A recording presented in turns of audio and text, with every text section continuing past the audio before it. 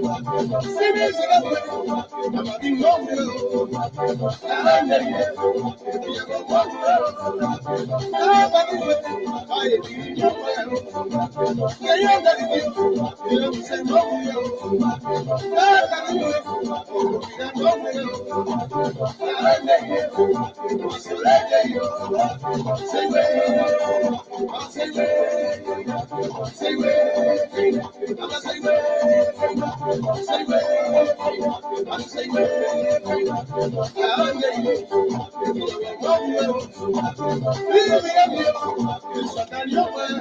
right. Good evening. I'm Alfonso Ziansot of the Liberia Public Radio and LPR-TV. Welcome. And this is how I'm going to do it this evening, taking you to Grand Gina County.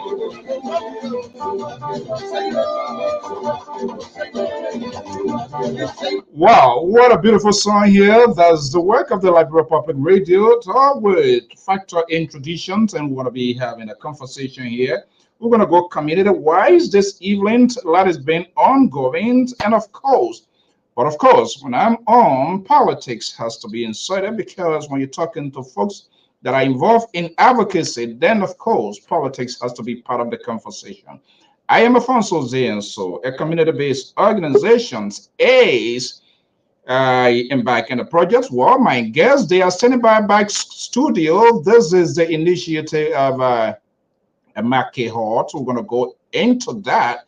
But trust me, we're going to sneak in a little bit conversations of politics. Of course, something been happening in the past week and it's been paining my heart, and no one is perfectly suited than to have one of the guests here this evening. We're going to tap into what is going on. The guests, they are all here, active community leaders. I'm Alfonso Zienso. Happy Sunday. Welcome to the show.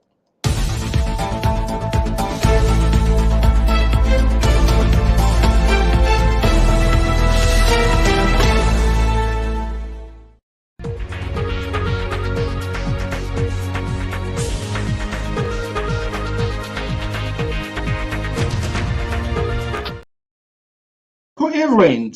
Welcome. I'm Alfonso Zienso of the Liberia Public Radio and LPR-TV. We want to welcome all our viewers and listeners across the globe.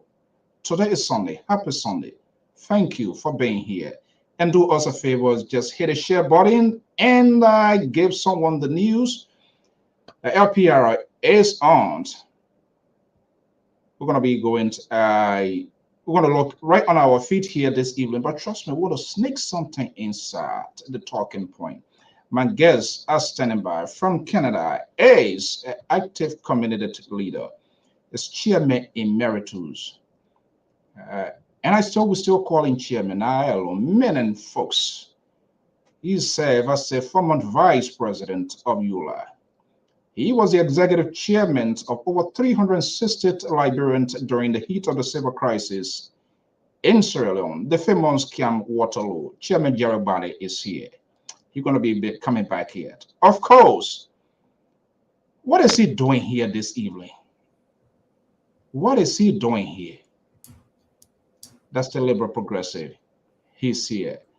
And of course, the president of the organization, Barton Gus, is also here, joining us, believe, from the Empire State. David Bantu is a former community leader, former national president of the Boston District Association. But he's in the fries, seeking for the city council leadership in Philadelphia. He's here. Now, the show is balanced. We are about to get the ball rolling. Let me break in Chairman Jerry Body.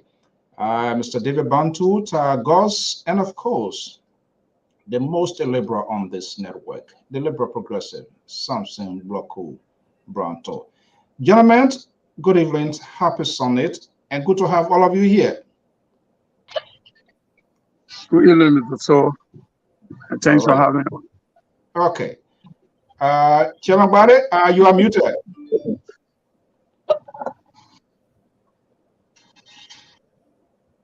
Just unmute that phone. Everything was going fine. Something told Nakam, things started to fall apart. Just unmute your, I think your mic is muted. That's all you need to do. You just unmute it. I don't know from the, hold on one second. Yeah, it's not muted from my end. So, Okay. okay, You can hear me now, right? loud and clear. This is the guy that I want to hear. And trust me, the purpose of here, the reason why you don't want to go into retirement and you're doing what you're doing, that's a different thing, but we're going to have. Gus, let me see here what I can get your audio right as well. Gus, good evening. Are you there? Yeah, I'm here, Mr. So. Okay, good. Good to have you here. Deliver Progressive. Happy Sunday. Same to you, Mr. So. Yeah. So you want to be a hunter now in America? Nimi ditonu. Yeah. Oh my goodness.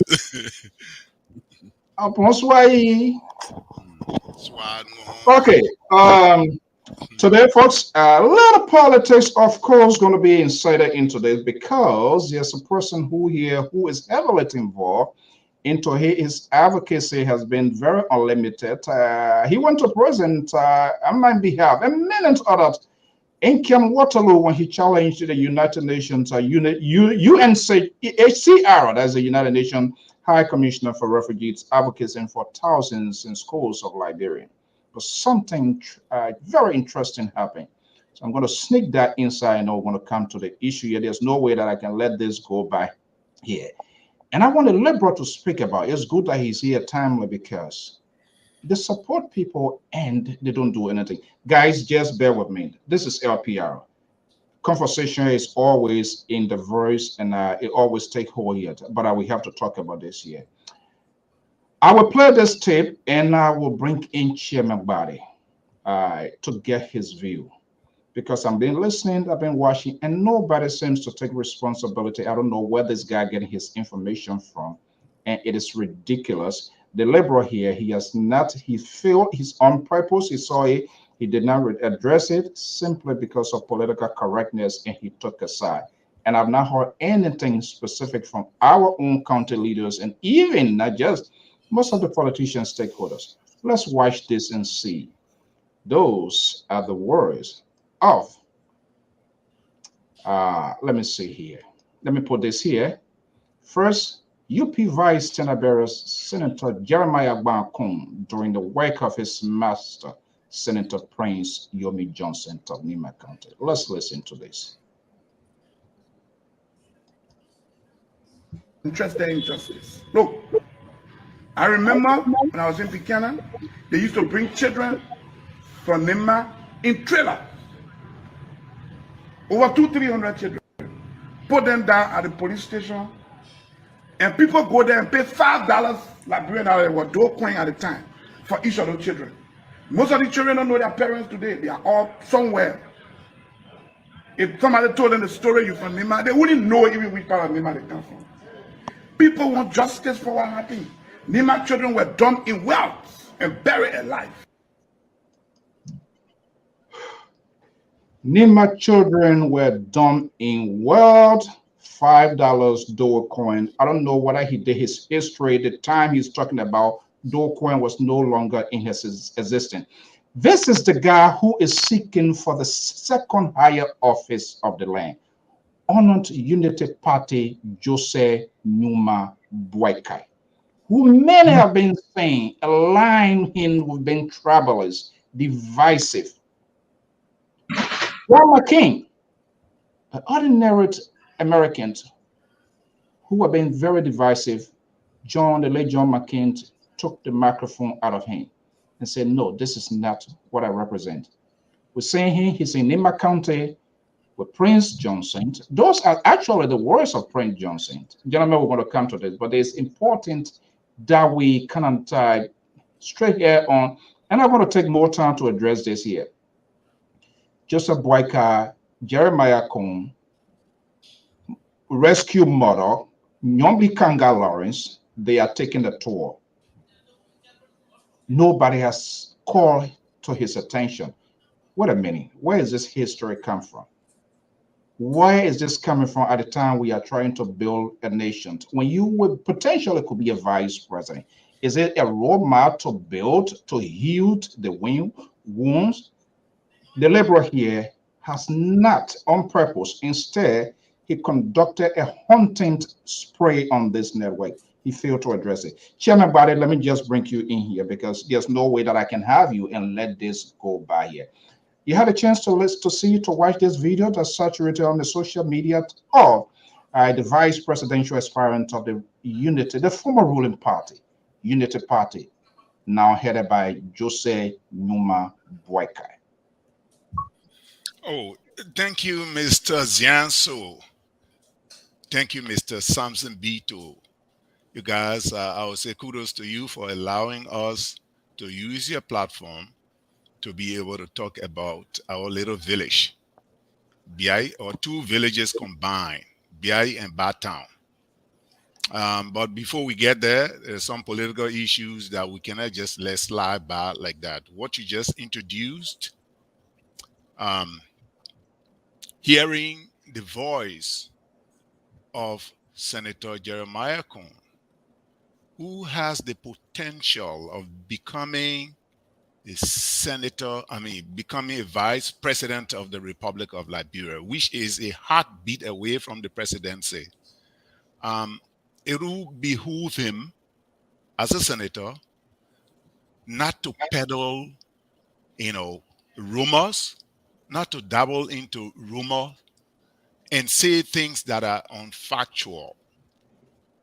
First of all, let me deal with the first one that talks about NIMBA children. More than 200 or 300 children were brought in trailers in Buchanan.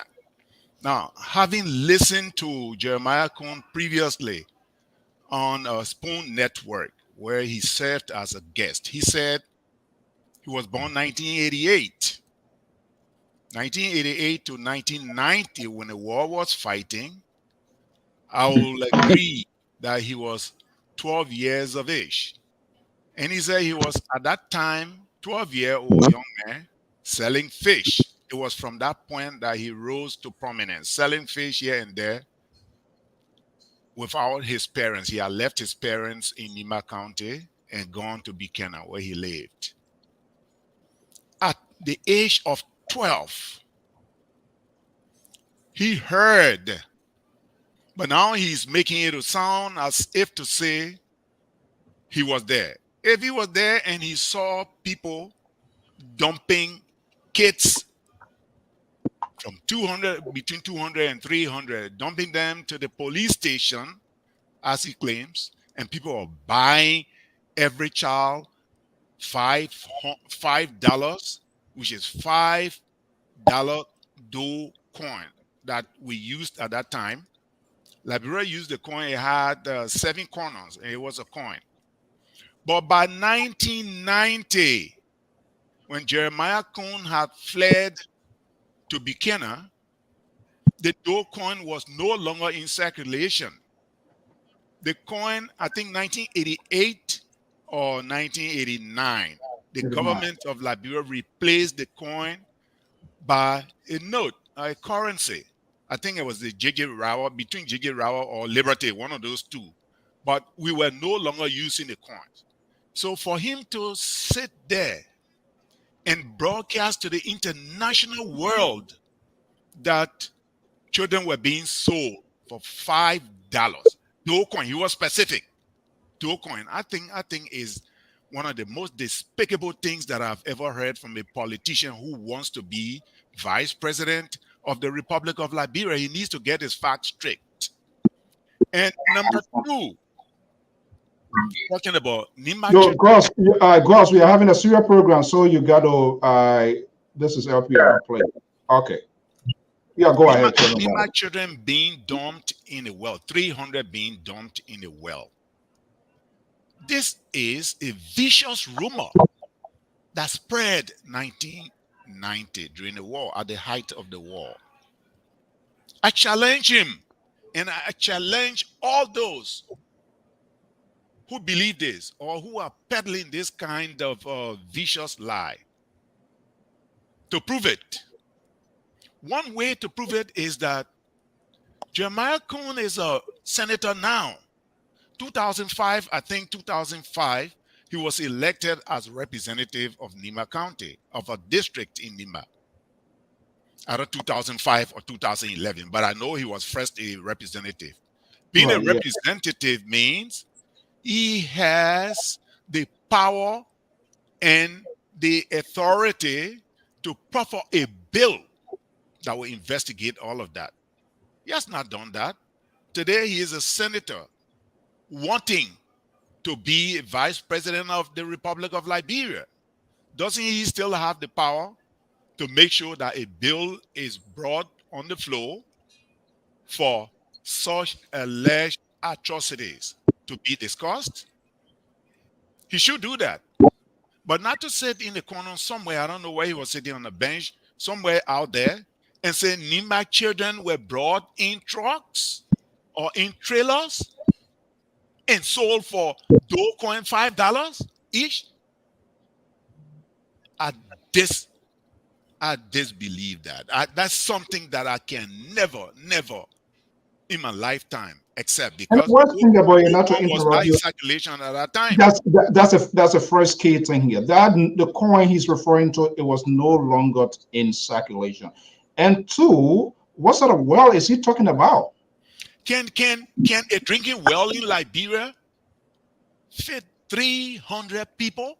Well, that we draw water from, unless he's talking about some kind of industrial well, or people who are peddling such rumor. Maybe they're talking, if they're talking about an industrial well that maybe Lamco is using to get water from, that is a very large well dug, and people put them in there. From 1990 to 2003, when the war ended, there's so many peace conferences being held. The Truth and Reconciliation Commission was established.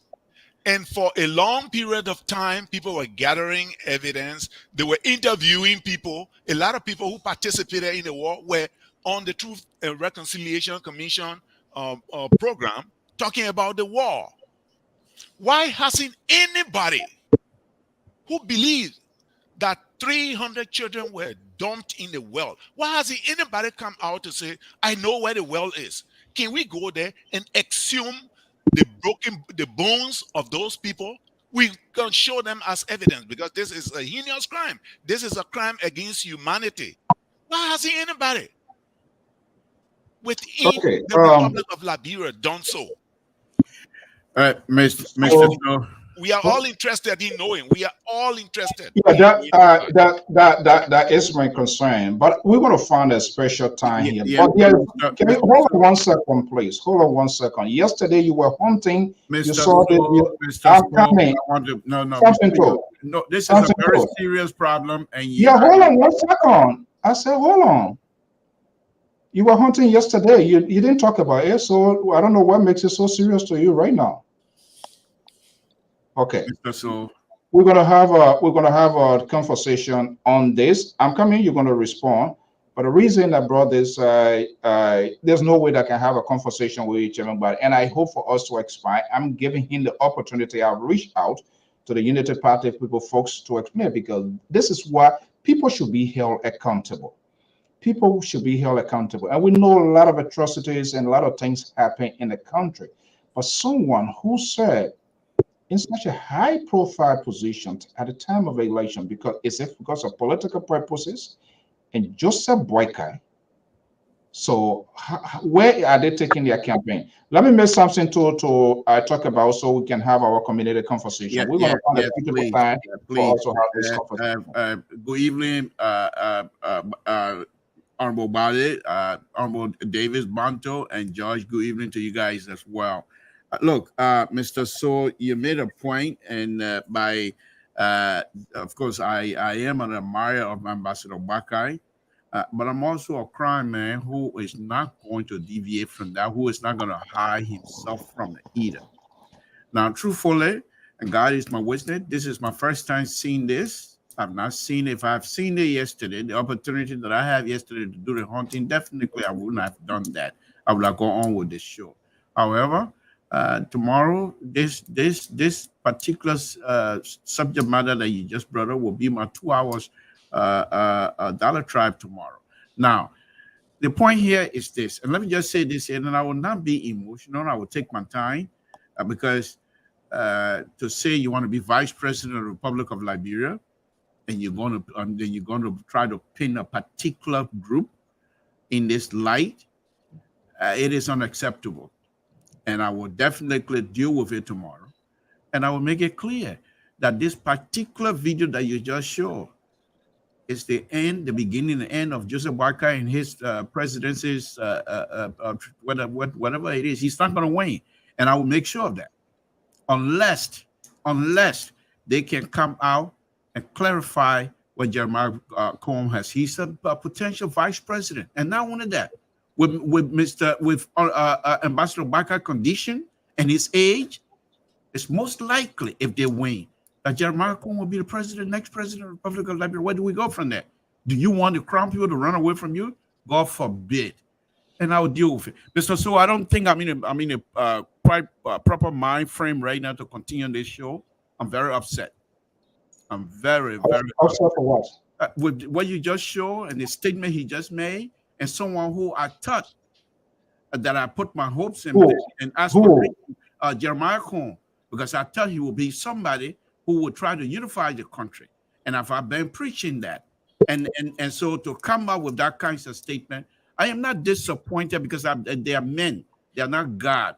But right now, I don't see myself continuing with this show with having my older brother here tonight. I tell you, it's going to be a wonderful thing to have fun with him here, but I'm not in a good friend of mine to continue.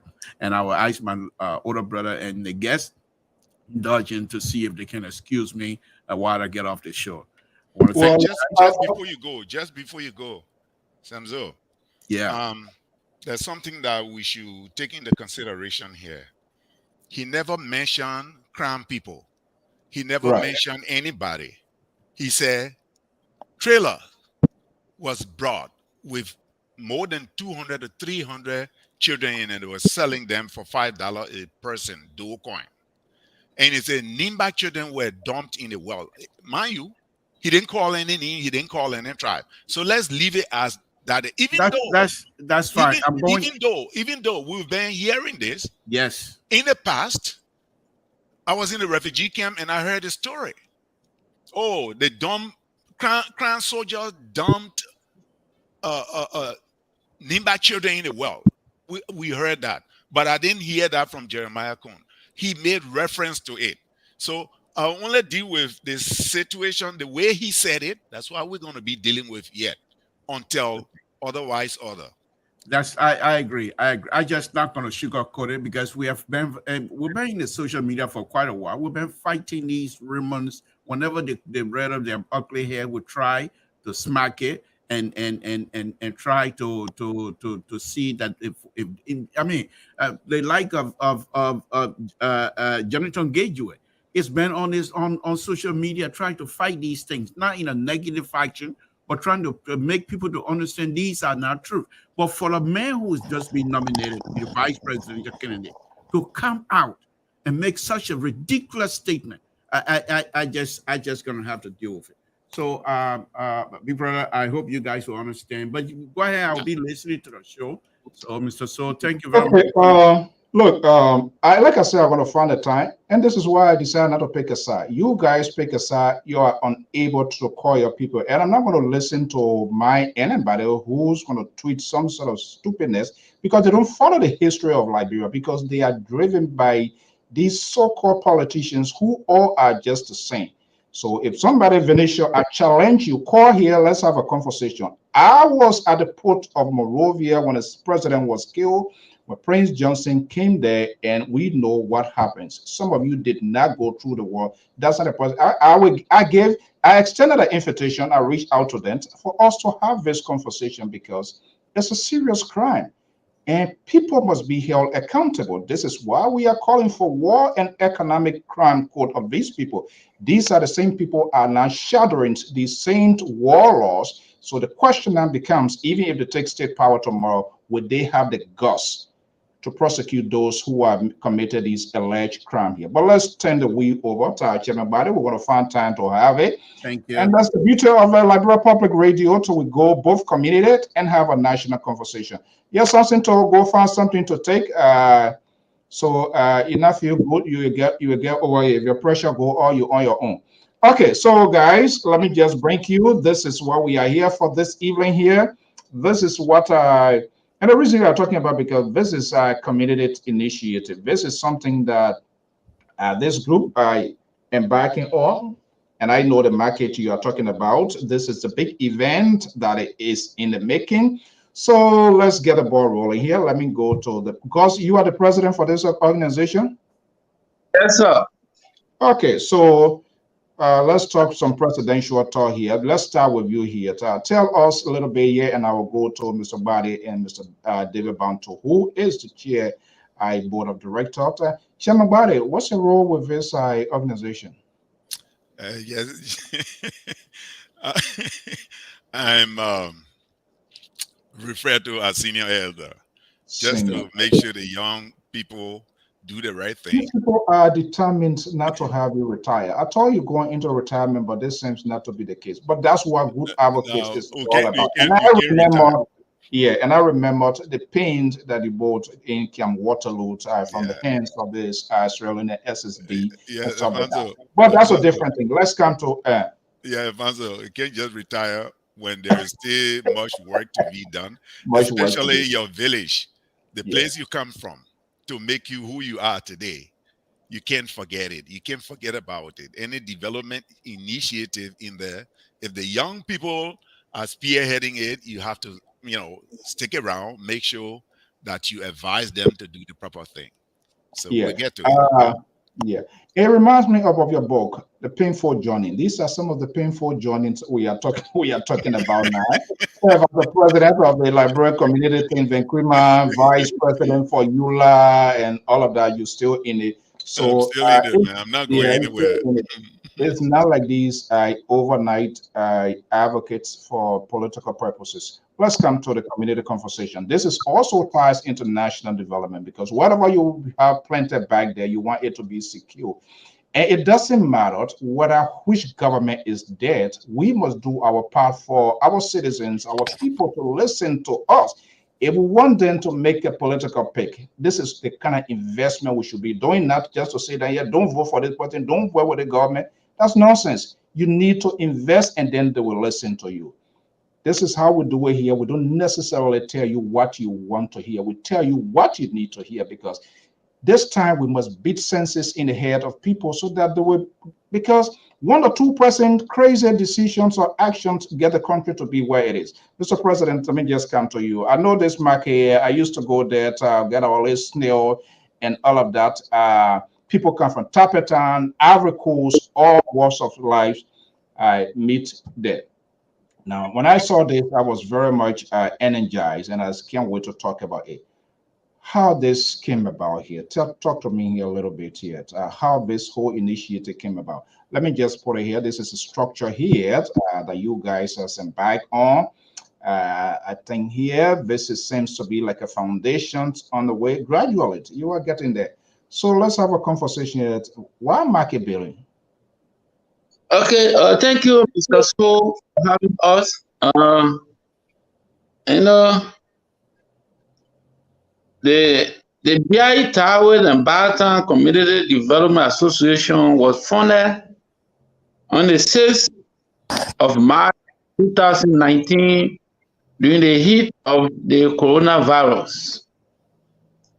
And during the coronavirus, we, the citizens from BI and Barton, came together on the 6th. And the objective was to raise money and see how we help our people back home. And the idea was embraced by the citizens from BI and Barton living in the United States and Canada. So we charged ourselves $60 to be paid, and the $60 was paid. Another thing that we will talk about in the meeting was the Burkina Faso people entering our villages and town. So our people back home call us that they want to do a demarcation to know the boundary between we and GR people, we and Blown Town, and we and Poco Town. So we all agree and we begin to raise the money. So in raising the money, unfortunately, the coronavirus came in. So when the coronavirus came in and things were tough, headed by our chief elder, Mr. Ogbade, we all brainstorm and say, okay, the demarcation will be done, but right now we have an urgency, and the urgency is to help our people. So what do we do? So the chief elder brought idea and said, now I think everybody needs food. So Mr. President, what we can do is to buy a few bags of rice and send it to our people for now, so they can be able to have food to eat, because the coronavirus people are not going here and there. So that idea was embraced. And the board chairman, Mr.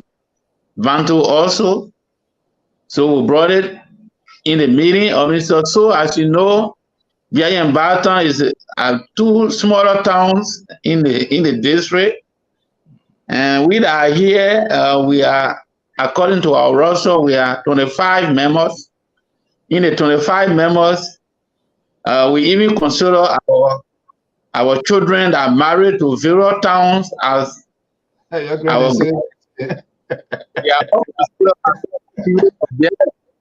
Okay. All right. From Biaye and Barton, we don't even read 10. But we get around and say, okay, that's fine. Your man from Barton and marry somewhere and born you. We want you to come on board to help us. So we've been in the vanguard to talk to them. Some would say, no, I'm a man from there. Me, I'm from there.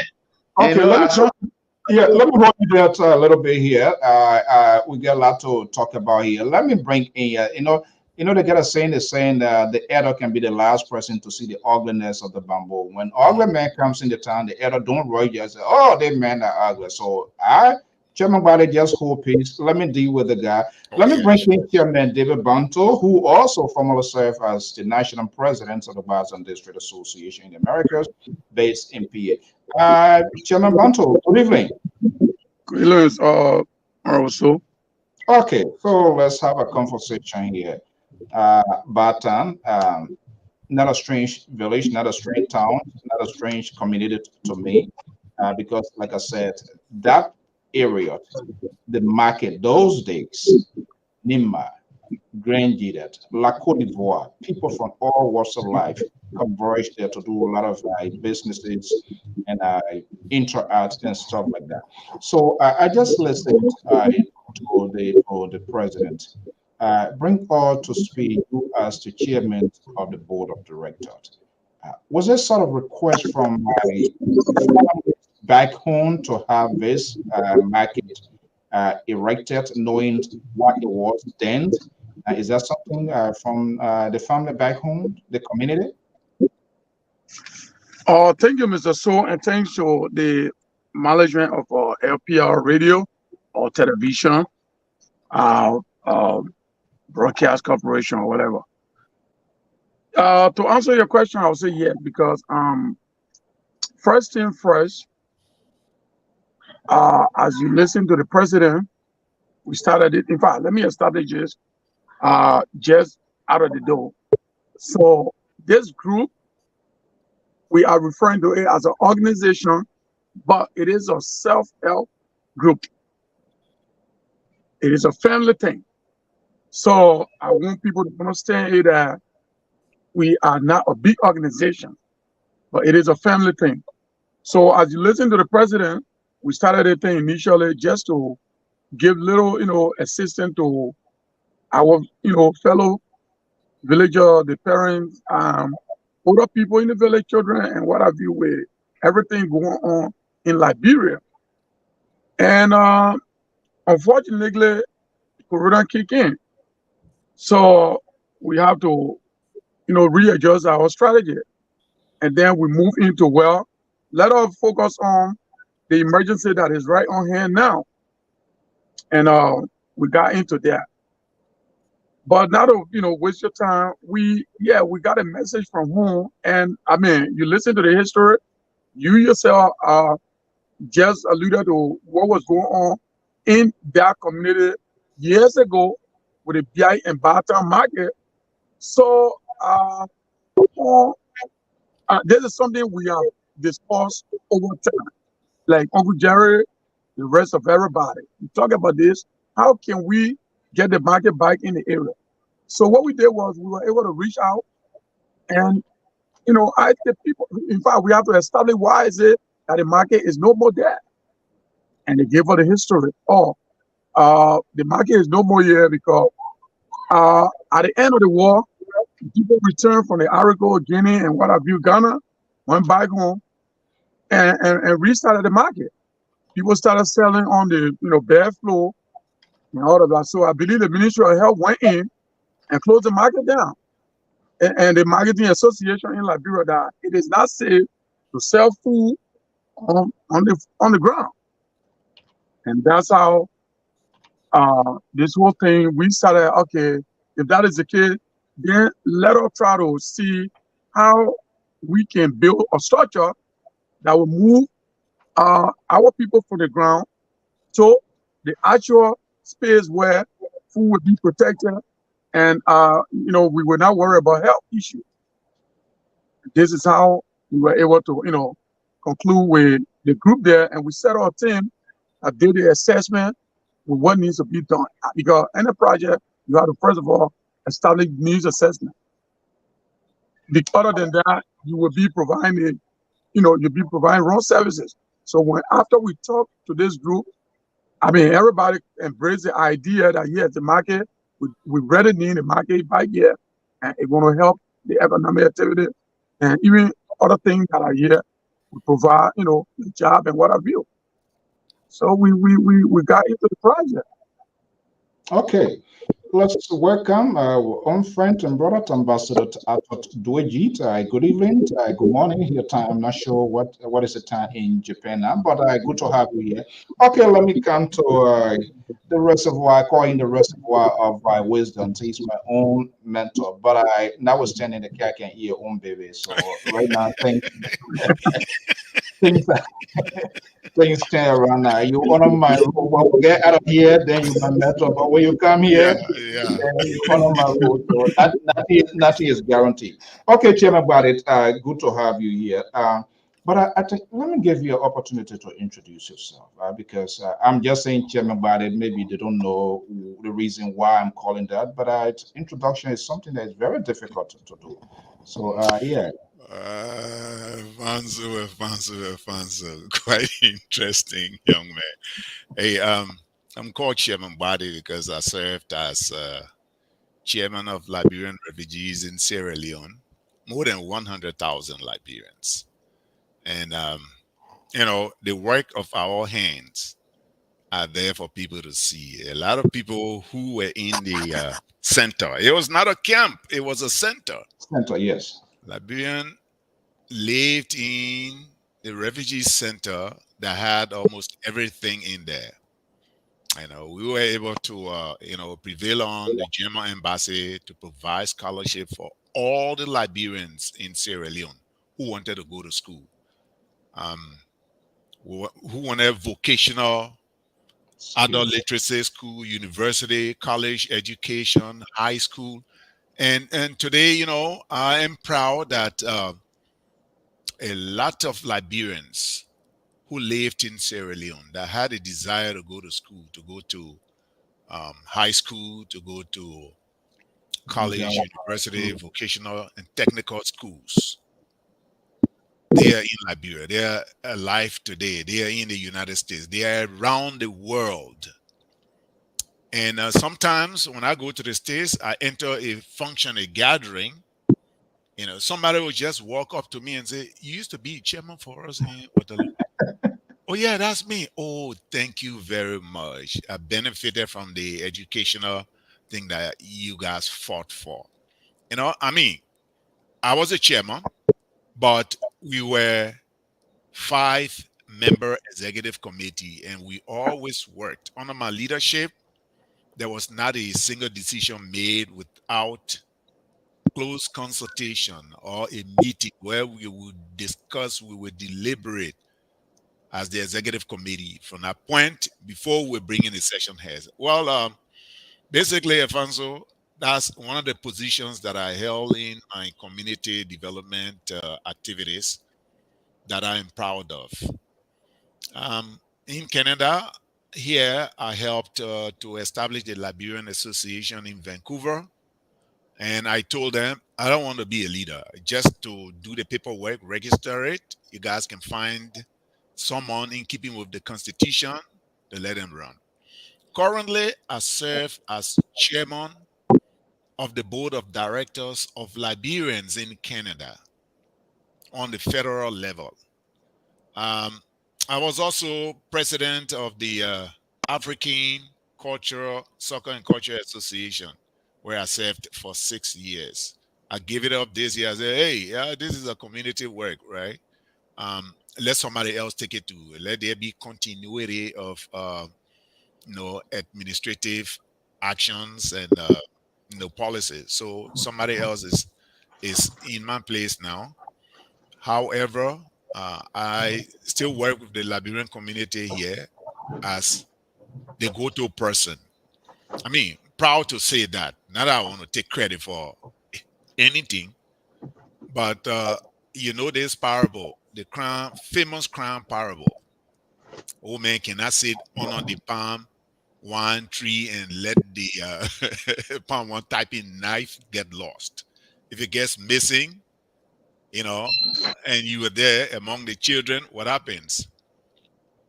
You bow your head in shame, and people say, "Hey, man, as an elder sitting under the tree, and you among all these kids, do you allow the knife to get missing?" So we still do community work here and there. That is why I'm with this small town where I come from. I'm with the leadership, helping them to set up a structure that will help to bring macroeconomic activities in our area. So I'm trying to introduce myself. Sometimes it's hard for me to introduce myself. Yeah.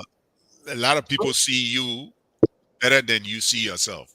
However, now. So then let me remind you, because I attended your inaugural as one of the vice presidents for ULA. Which year was it? Oh yeah. I also served as the Union of the Liberian Associations in the Americas. I served as the regional vice president. I was in Seattle, and I controlled,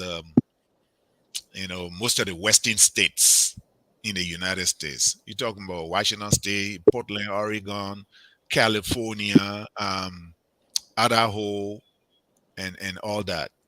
So I served for 2 years, and I gave it up after the 2-year term. I said, no, I don't want it again. I'm going back home to Canada to my family. But community initiative, community work is just part of me. I don't like to take credit for it.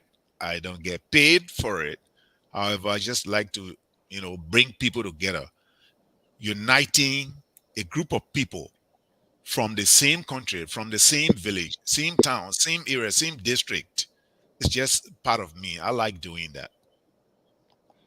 Okay, it's good to know that. And author of the book, Paying for Johnny. Yeah. I love that book. Yeah. All right, let's get to the conversation. We're going to, at some point in time, we will ask you to make yourself available and we can hit the national front. Okay, Yeah. You are part of this group here, and the community is not a strange community to me. This seems, looking at the structure, let me just put it up here. This is like a real modern structure. From the layout here, the design and everything here is quite amazing. And I'm saying convention is in the making here. How are you guys going to raise the money? What is the estimated cost of this project, and why? I think the president and the chairman of the board, they have all that detailed information, the estimated cost of that. But, coming up with the idea of building a market, I remember when And that was him in the army. We lived in Kakata. I finished elementary school in Kakata, St. Christopher. When the Talbot government retired him, we went home. We went home to BI. That market was there. And, you know, we used to look forward to going to the market every Saturday. It was a time you wear your good clothes. It was a time, you go hang out, other family people who would come from nearby villages to see you, to know you. And my mom sold in that market. She sold a lot of products like palm nut, like cassava, you name it, to raise money to send me to school in Tapeta. And, my friend and I will always joke now, as old as we are, we always joke. When my mom was coming to Tapeta to buy some goose for the market, for her to sell in the BI market, who will be dancing. Because it was a time for us to script from her too, We would take her to the Lebanese guys, they would help her to buy. And the change that will come from there, if they put a $5, at the time we were using US dollar, right? They put a $5 note in my hand as change with another $1 note. I will give my mom the $1 and say, that's a change. Say, how much is this? I said, well, that's what the Lebanese man gave me. But anyway, so that era, that market helped to bring economic activities in the area. I remember people used to come from Ganta, as far as Ganta, as far as Tulople, as far as Zwedru, to come to the market. So it was a place where people used to converge every Saturday. And we think it not being there now is a good idea for us to resurrect it, make sure that the market is there, because when there is market, there is social economic development that will take place within the area. And when that area is developed economically, is developed infrastructurally, Grand benefits, the Republic of Liberia benefits. Okay, now you get me all stuck up here. So, you send me back. Let me go to the president and the chairman here. And you alluded to the fight. I don't believe in quantity. Quality is what better. If you're 200 in member, trust me, it's a headache, because the one that can pay it there, but they're asking how much was collected during the meeting due. Even though they don't pay, they don't go to meeting, and they are the trouble people. So the quality is what counts. You can get 10%, 15%, you will have a good, successful meeting, understandings. All of the good questions going to be asked. Nobody just going to interrupt, not coming on time, and they want people to recap everything in 1 second, which is not a good thing. So, Mr. President, let me ask you here. This seems to be a real water project here. What is the estimated cost for this project here? How do you intend to raise the money? All right. Thank you. So, the estimate of this project is $50,000 United States dollars. And we intend to raise the money by first, we have our rules and regulations and constitution drafted by our chief editor, Mr. Bali, and the others. And then in the constitution, we have that each of us will pay the due, which is each year, each of us is supposed to pay $120, which is $10 per month. $10 a month, yeah. After that, we task ourselves to say, hey, we have said this already, and our people expect it. So we need to double our effort. That's why we are not plenty here, but we still, since we decided to do it, let's do it. So we task ourselves first, $200. As I told you, our membership here is less than 25. So we raise the money. We're able to do the estimate, the engineer sent to us. So we're able to do the brace, buy the cement, the people fixed the bridge by the steel rod and were able to completely finish the foundation. So right now, out of the 50,000, we have already used 10,000 to complete the foundation.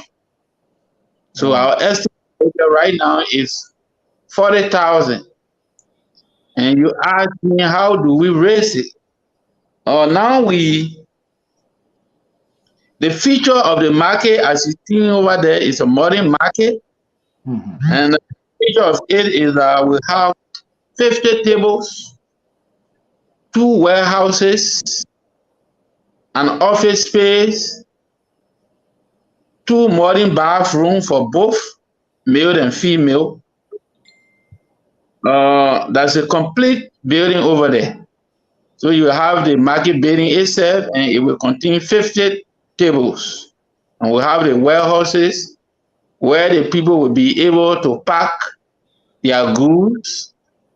And you will also have an office space that will run the day-to-day affairs of the market. And we have a space where the cars will be parked. As the board of directors said, we all were discussing the market, and we wanted to know why that market was canceled. So we reached out, and why they said the Ministry of Health came after the war, and they told our people, despite the market ban was the first market in this area, right now, we don't going to allow you guys to sell on the ground. So for now, we are suspending until you guys can do what required of the market. Okay. So our people ask them to have a bidding. All right. Okay, that makes sense. So right now, we need support from the various grandchildren from all around the world, grandchildren, various districts, community leaders. So we decided to come on the show that we're having our convention next week, starting from Friday. And we will be having a fundraising program and the ball on Saturday. And we are asking everybody to come on board to support us. Our tickets are on sale. We'll have $15, $25 for our ticket. And then we'll write various organizations that we know. And we are asking that everybody should come to grace our occasion. Okay. So let me bring in David Banto before going back to Chairman Badi. Mr. Banto, are you there? Yeah, I'm here, so. And I'm sorry, it was a little technical error by here, man. I'm sorry. All right, no, that's okay. You know, when something is technical now, then nothing else you can do. All you have to do is to fix it. So, but on a serious note, this is, I would say, first of all, kudos to you guys to come up with, to restore the hierarchy as a heritage of that area. To help to restore it. That's part of you being in the diaspora, not just blind for your eyes. You know what? I'm not going to look back there. These are things we all must do if we want our people to listen to us politically, because there's some sort of correlation into what we are saying here. We want to tell people to take instruction from us, don't go this way, don't go this way, but we are not doing anything to meet their needs or demands or tap into their daily lives. So here, now, we have our community leadership, like representative, people from the district level. Mr. Banto, are they involved in this initiative as well? Are they as any help, you know, that coming from them? Well, Mr. So, for me, I'm a big community guy, and you know that. So, the way I see things, anything that you put forward to do as a person or a group, you have to always set the stage. like, okay, let me begin the process. So to answer your question, we will reach out because this market, I have no doubt in my mind, the project that we are undertaking, as we say, Uncle Jerry, just as he put it rightly, and you, historically, this market is not just something that we are making up. This market serves the entire Dugo clan, including other places that are even beyond the clan, like Ganta, Tapeta, all those, surrounding towns, city. They came through that market. Growing up as a child in that region, I remember Wednesday when it is market day. Tuesday, we see people coming out of Plo area, they will sleep in the town and with their goods and everything to be ready the next day, to take it to the market. So this is not something that we are, building over there that will only benefit the surrounding villages, but rather the entire area. So with that, I just want to present this picture, the big picture, so that everybody will see reason to be part of this. Yeah, part of this. Everybody will see reason, especially from the southeastern region, Grand Nigeria area. Bottom BI, geographically, if you rather just position those towns, because so they are in the front of the county. They are in the front of the county. So whatever that we are doing, they're going to give the county of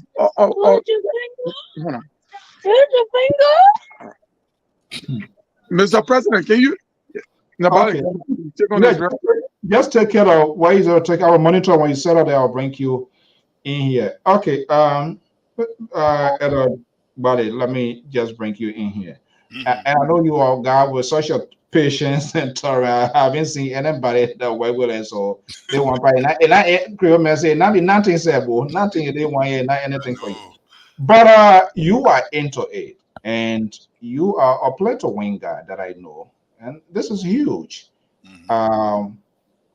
Besides the convention, besides we know the community, I know folks from that area, very small regions, we know everything. I mean, kind of like it's crazy out here.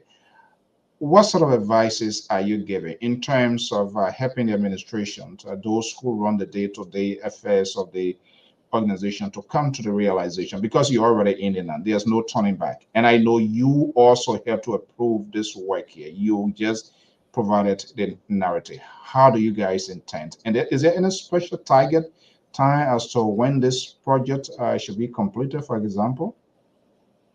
Yes, I think we are looking at the shortest possible time. We can finish it between now and mid 2024. That would be fine.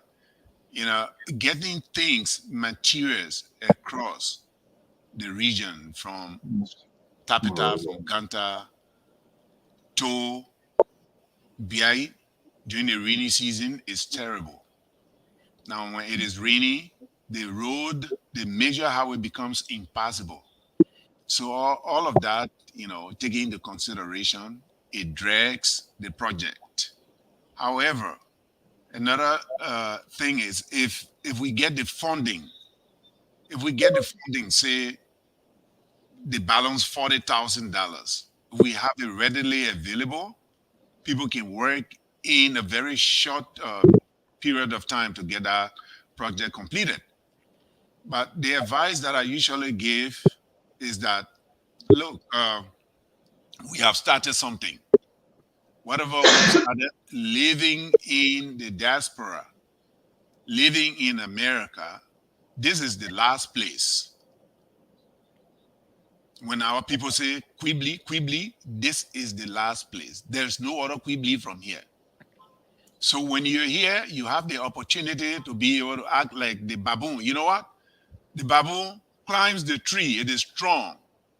And the deer the opossum, all the other animals that can't climb to pick the fruit, the baboon climbs up, shakes it. The ones that fall on the ground, and the deer to pick it up. The deer, the opossum, the other smaller animals that don't climb to pick it up and have some to eat.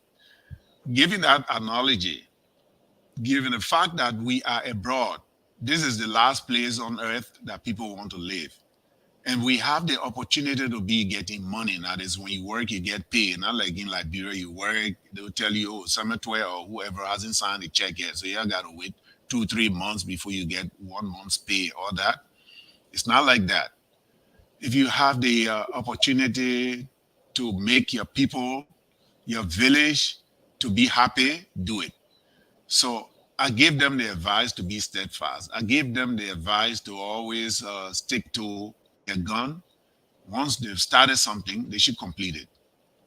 And you know, again, on the social aspect, where you have a meeting and there will come a time where tempers will flare, I'm always around to make sure things are calm. Speak to your fellow member with respect, because you don't know. I mean, everyone has his own talent. Everyone has something to give. If you can read, you can write. If you can, write, you can draw, something like that. So each has his own talent, something to give. So I make sure I advise always for people to do the right thing. You start something, you should do it and see it through. So God willing, that project will be finished in a very short possible time. We are calling on all Grangians, no matter where you live. We are calling on the leadership of Grangian Association in the Americas, the leadership of Bazon District in America, to assist. Like I said previously, if Biai and Bat Town, those two towns are the gateway to Grangian from the western end. You cross Sestos River, you enter Biai, you enter Bat Town and Biai before you can go on to Toe Town. Those towns that are at the gateway of Grangian County, they should be giving priority in terms of development initiatives, socio-economic development initiatives. The county administration should look back at Grangian. Before you get those Red Room, you got to pass by BI and Baton. Mm-hmm. So we're calling on them in this public manner, even though officially we are writing to these Grangian associations in the Americas, tribal, county, and district organizations.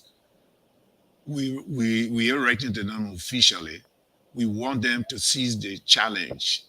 If we invite them, they can't even come. Let them make financial contribution, because if that area is developed, Grangian is developed.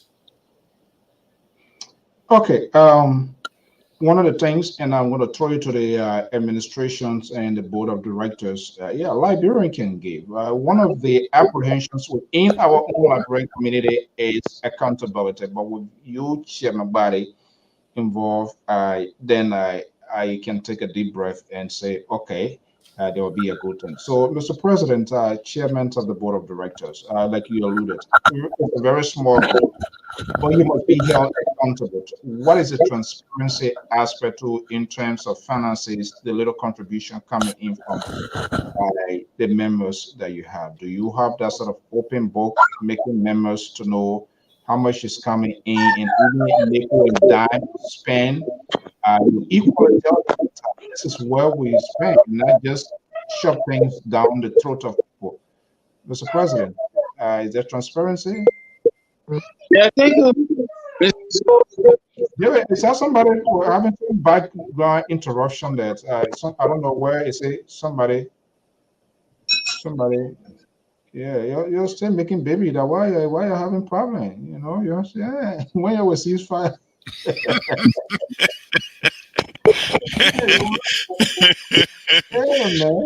Buy away did oh, buy away did oh. Kasi is fine.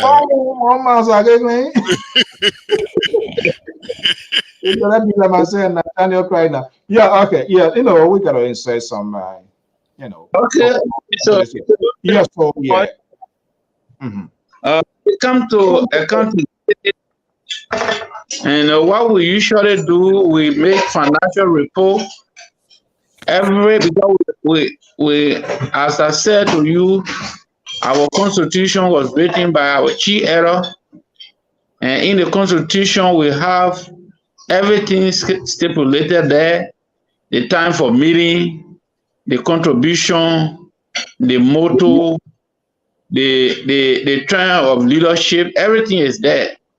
So we have meeting once a month. So every month we have a general meeting, and in the general meeting we always give our financial report to who all collected, how much we have, this, that, and we've been doing that. I think our financial report we gave the other day, it is even, they are still posted on our chat line. You know, people who contributed, people who have not contributed. Hold on one second. Hold on. The way you say you're thinking, you're scratching your head, like you're not sure of your answer. What are you talking about? My head just scratching. So, body language is saying something different.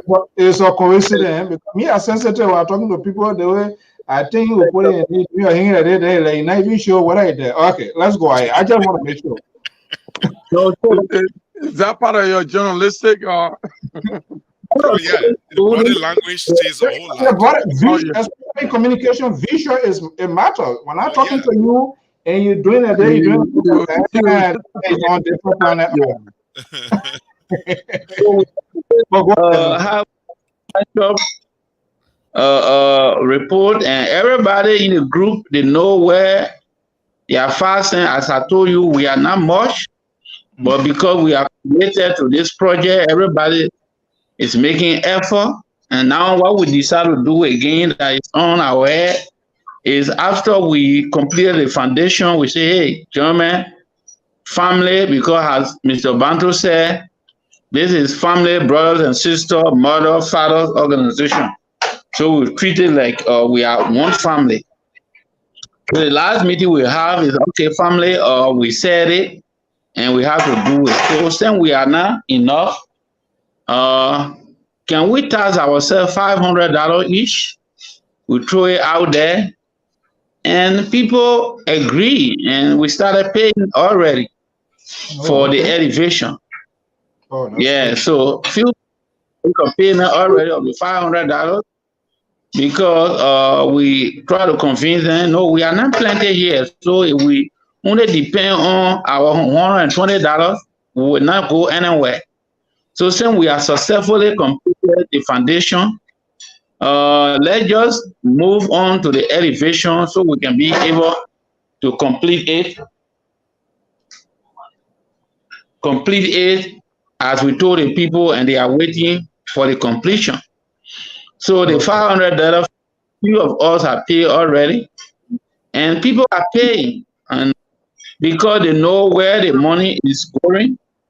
As Chief Bale said, we decided to do the elevation as soon as possible this year, and last year we sent a total amount of 100,000 Liberty by whom to buy the sand and the crushed rock, but in the interim, the rain came and it was difficult to get it. So we told them, okay, you know what?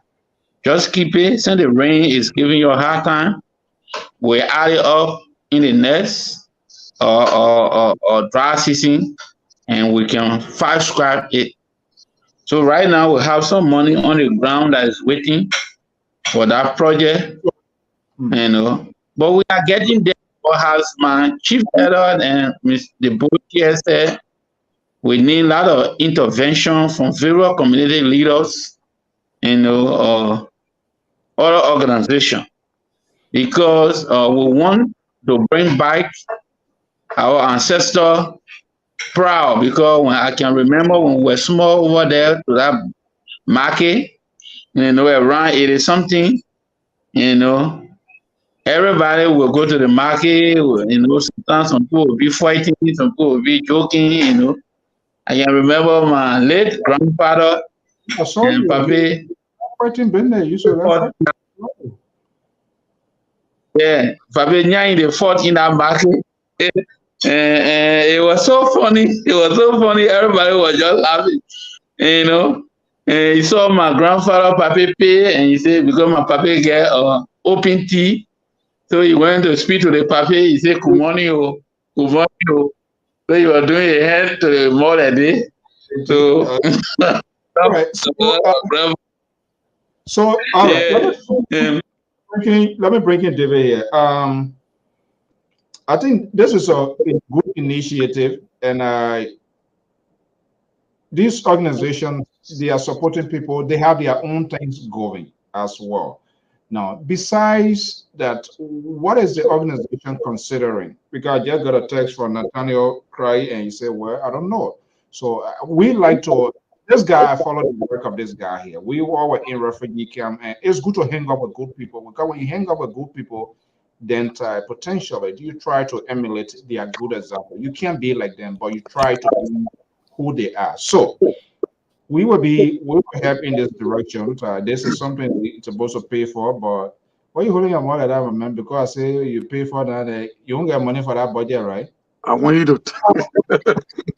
Yeah. So yeah. On a serious note, I think things like that you can go beyond community organization. The community organization, they have their own bureaucracy. Some of them get 25 board members. They got to go in chambers to talk about giving somebody $100, $5, and all of that. You look at individuals, good friends, people that you know, and guess, hey, maybe I can send a letter to Nathaniel Kripo, who is the station manager here, and he has the name to attach a certain thing, you know what to say, and you know how to get. So it can be done in category. You look within the Green Leader community, in the Liberian community, even in your own workforce, and say, you know what? So this person, your $10 ticket can go there, $20 ticket can go there, and attach what you try to do. As long as you are explicit, they have good rational people out there, who can make good judgments. Oh, wait a minute, this is for a community initiative.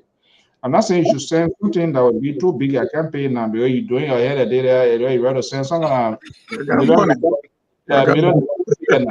Yeah, so because these conventions we go to, sometimes we end up exceeding our, the expectations, sometimes higher them. We end up spending more than what we should get. Then the question becomes, oh, what are we should have put this money in there? But people also want to go and have a social time. So maybe that's one aspect you want to consider. EMI 50, 70 people. Out of the 70 people, I think this 10 here, we can get $25 from them. This other 15 here, we can get $50 from them. There's other people, that will help because convention is an annual event. You're going to pay for hall, you're going to pay for DJ, how much you're going to spend to fly, rent a car, hotel. And sometimes when you look at it, it's like almost just a killing stuff here. Maybe that just those are free consultancy now will provide. Yeah. But the chairman, so talk that beyond the chief editor, you will pay beyond the same. so Mr. So again, I just want to, I'm grateful that you guys have to bring this to the public today, and I'm very, very excited beyond everything. Because as I stated initially before my little man stepped in, this project, it is not only for those villages that are around there, but I can assure you that at the completion of this project, Grenadian people that are moving in the southeastern region, because Uncle Jerry just put it out there, there's no way, unless you want to do the other way around, to go around the Bow area, but there's no way you're going to enter Grand Jita without going through Biai and Baton. Right. I remember those days when president is traveling in our region, if those guys are going by road, by transportation, by land, that bridge is where people will gather to come and meet the president, to welcome the president in the county. So historically, the area is not just area that is there for just being there. Even as we speak, if that market building is up, it's also going to add some beauty to the front of the county. And when you are entering the county, oh yeah, this is Grangita County. I mean, that would speak something about the county. So I mean, it is a big issue. But again, coming to doing this is just the start of everything. As chairman of the board, I mean, I'm responsible to do all of the oversight. Yeah. So let me control bomb here now. Chairman let me make a quick point. All right, throw your bomb and then maybe. My understanding and the chairman emeritus know that the board to I don't know, these are organization board and they are on a board in there. It's just something here. So how many board members do you have in this organization, first of all? Well, this is a very small organization. Yeah. So we have I'm the board chairman, and next to me we have 3 other members that are on the board, so including some of the officials. How many board members? How many board members? So we have the total of 5. 5 board members. Yes. Mr. President, are you taking notes? We have, yeah, but those members are from other committees that join us on the board. So basically, how many board members you get? Whether they come from other side, how many board members you get? 5 board members. 5 board members. Yeah. And being involved in community organization board, the functions of the board, more or less to help the administration to get a project going, go out there, find fundings. Not the chaotic board members that we have around here, they want to be board member, but they can't. So how much board members bringing in each? So, well, overall, I'm not going to sit here, but we task every member on just being a citizen of the area, but as board members, we have to step the game up to do more than that.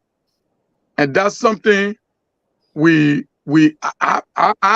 don't bring those to the political side. As chairman of the board, I can come up with $500, but mind you, I can also throw 2,000 in there, 1,500 to add whatever you add up.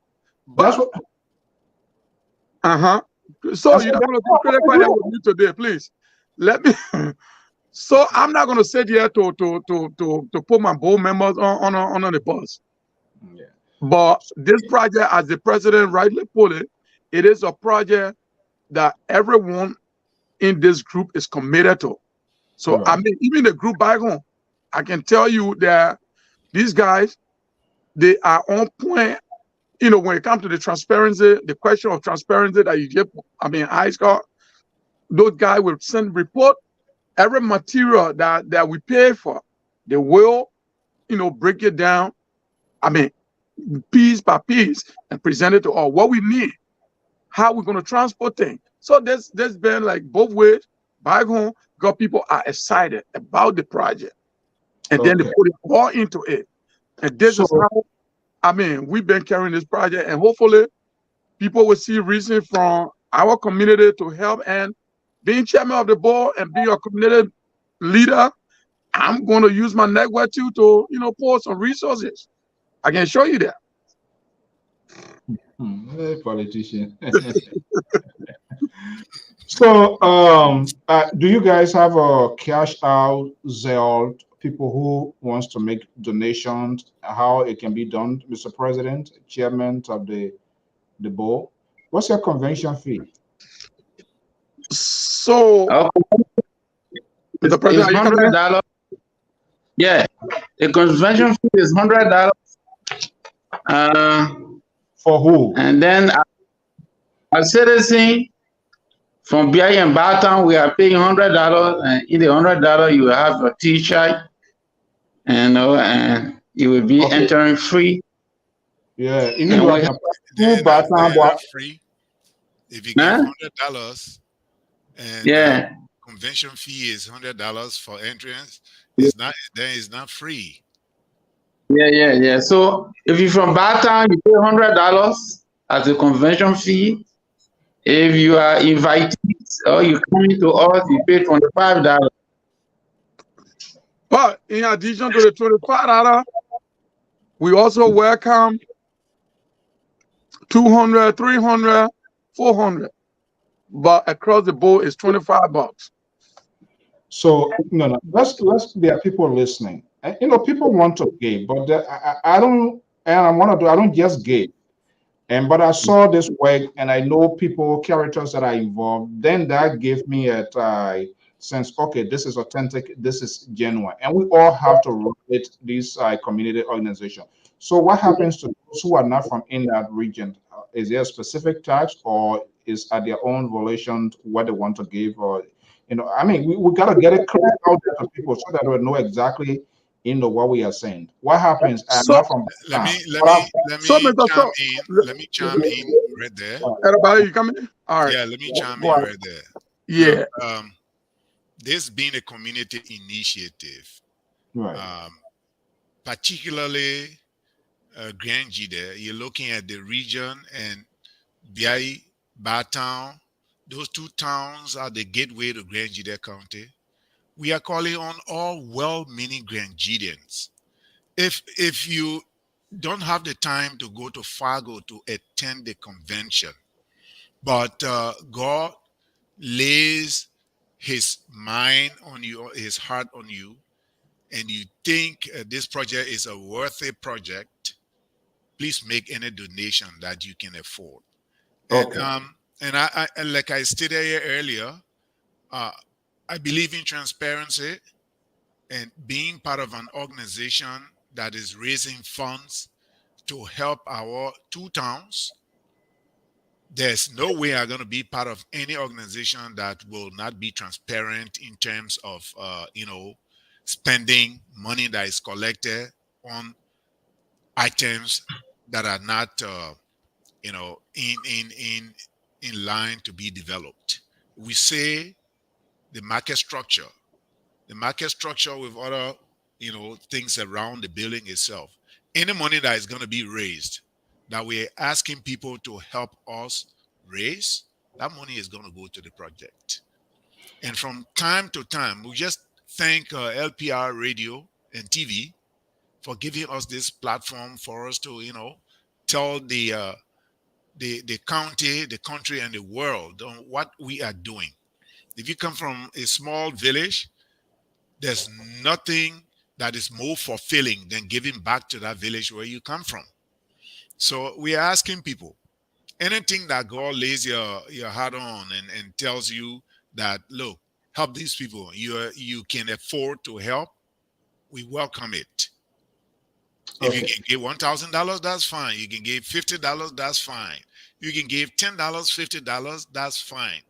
As long as you're giving it with a willing mind to help the community, help those two towns build that market that will draw people from all walks of life to create some economic activity, macroeconomic activities in the community, we'll appreciate it.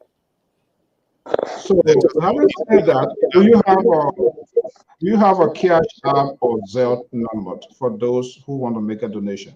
Yeah, that now should fall on to the president and the board chairman because they live in America. Here in Canada, we don't have that. They live in America. So, David and Augustine, you guys can set that up as quickly as you can because people want to make donation. If they don't come to the convention and they want to make donation, who do they give the money to? How do they do it? Cash App is faster. I get my Cash App. I program it in a time in a special way that if I ask question, you get it. If you delay it, then you can't go through. So you don't get Cash App. You don't get no Cash App no more. So Mr. Toe, go ahead, Mr. President. We have a Cash App. I said we have cash out. The organization have a leadership in place too. So we have our treasure. Our treasure is man, and the need is Yeah. hello. Airplane can yeah. go home. Airplane can go home. Person So asking you for your I don't want to know what I treasure for now. Do you have a cash Yeah, out? Mr. So, cash out. yes, Is we have there a a number? cash out. So we are. I'm sorry, Mr. President. Excuse me for a minute. The treasurer is not on today. We should have even gathered all of these things. But between now and the end of the show, we will make the cash out. We should be able to make it available, the information, so that if anyone want to start donation today, we can get it going, and moving forward. So yeah, Okay. we have a cash out. Yeah. We have a Let's do that. Let's do that, guys. Let's do that. We ask So, people to make donations. okay, so since you're like this, my $50 I get, I will end up putting that in my car to go to work tomorrow. All right, hold on. No, you're gonna stress you can give it to me, and we'll be making an initial contribution, and this is a community work, and that's what we're supposed to do.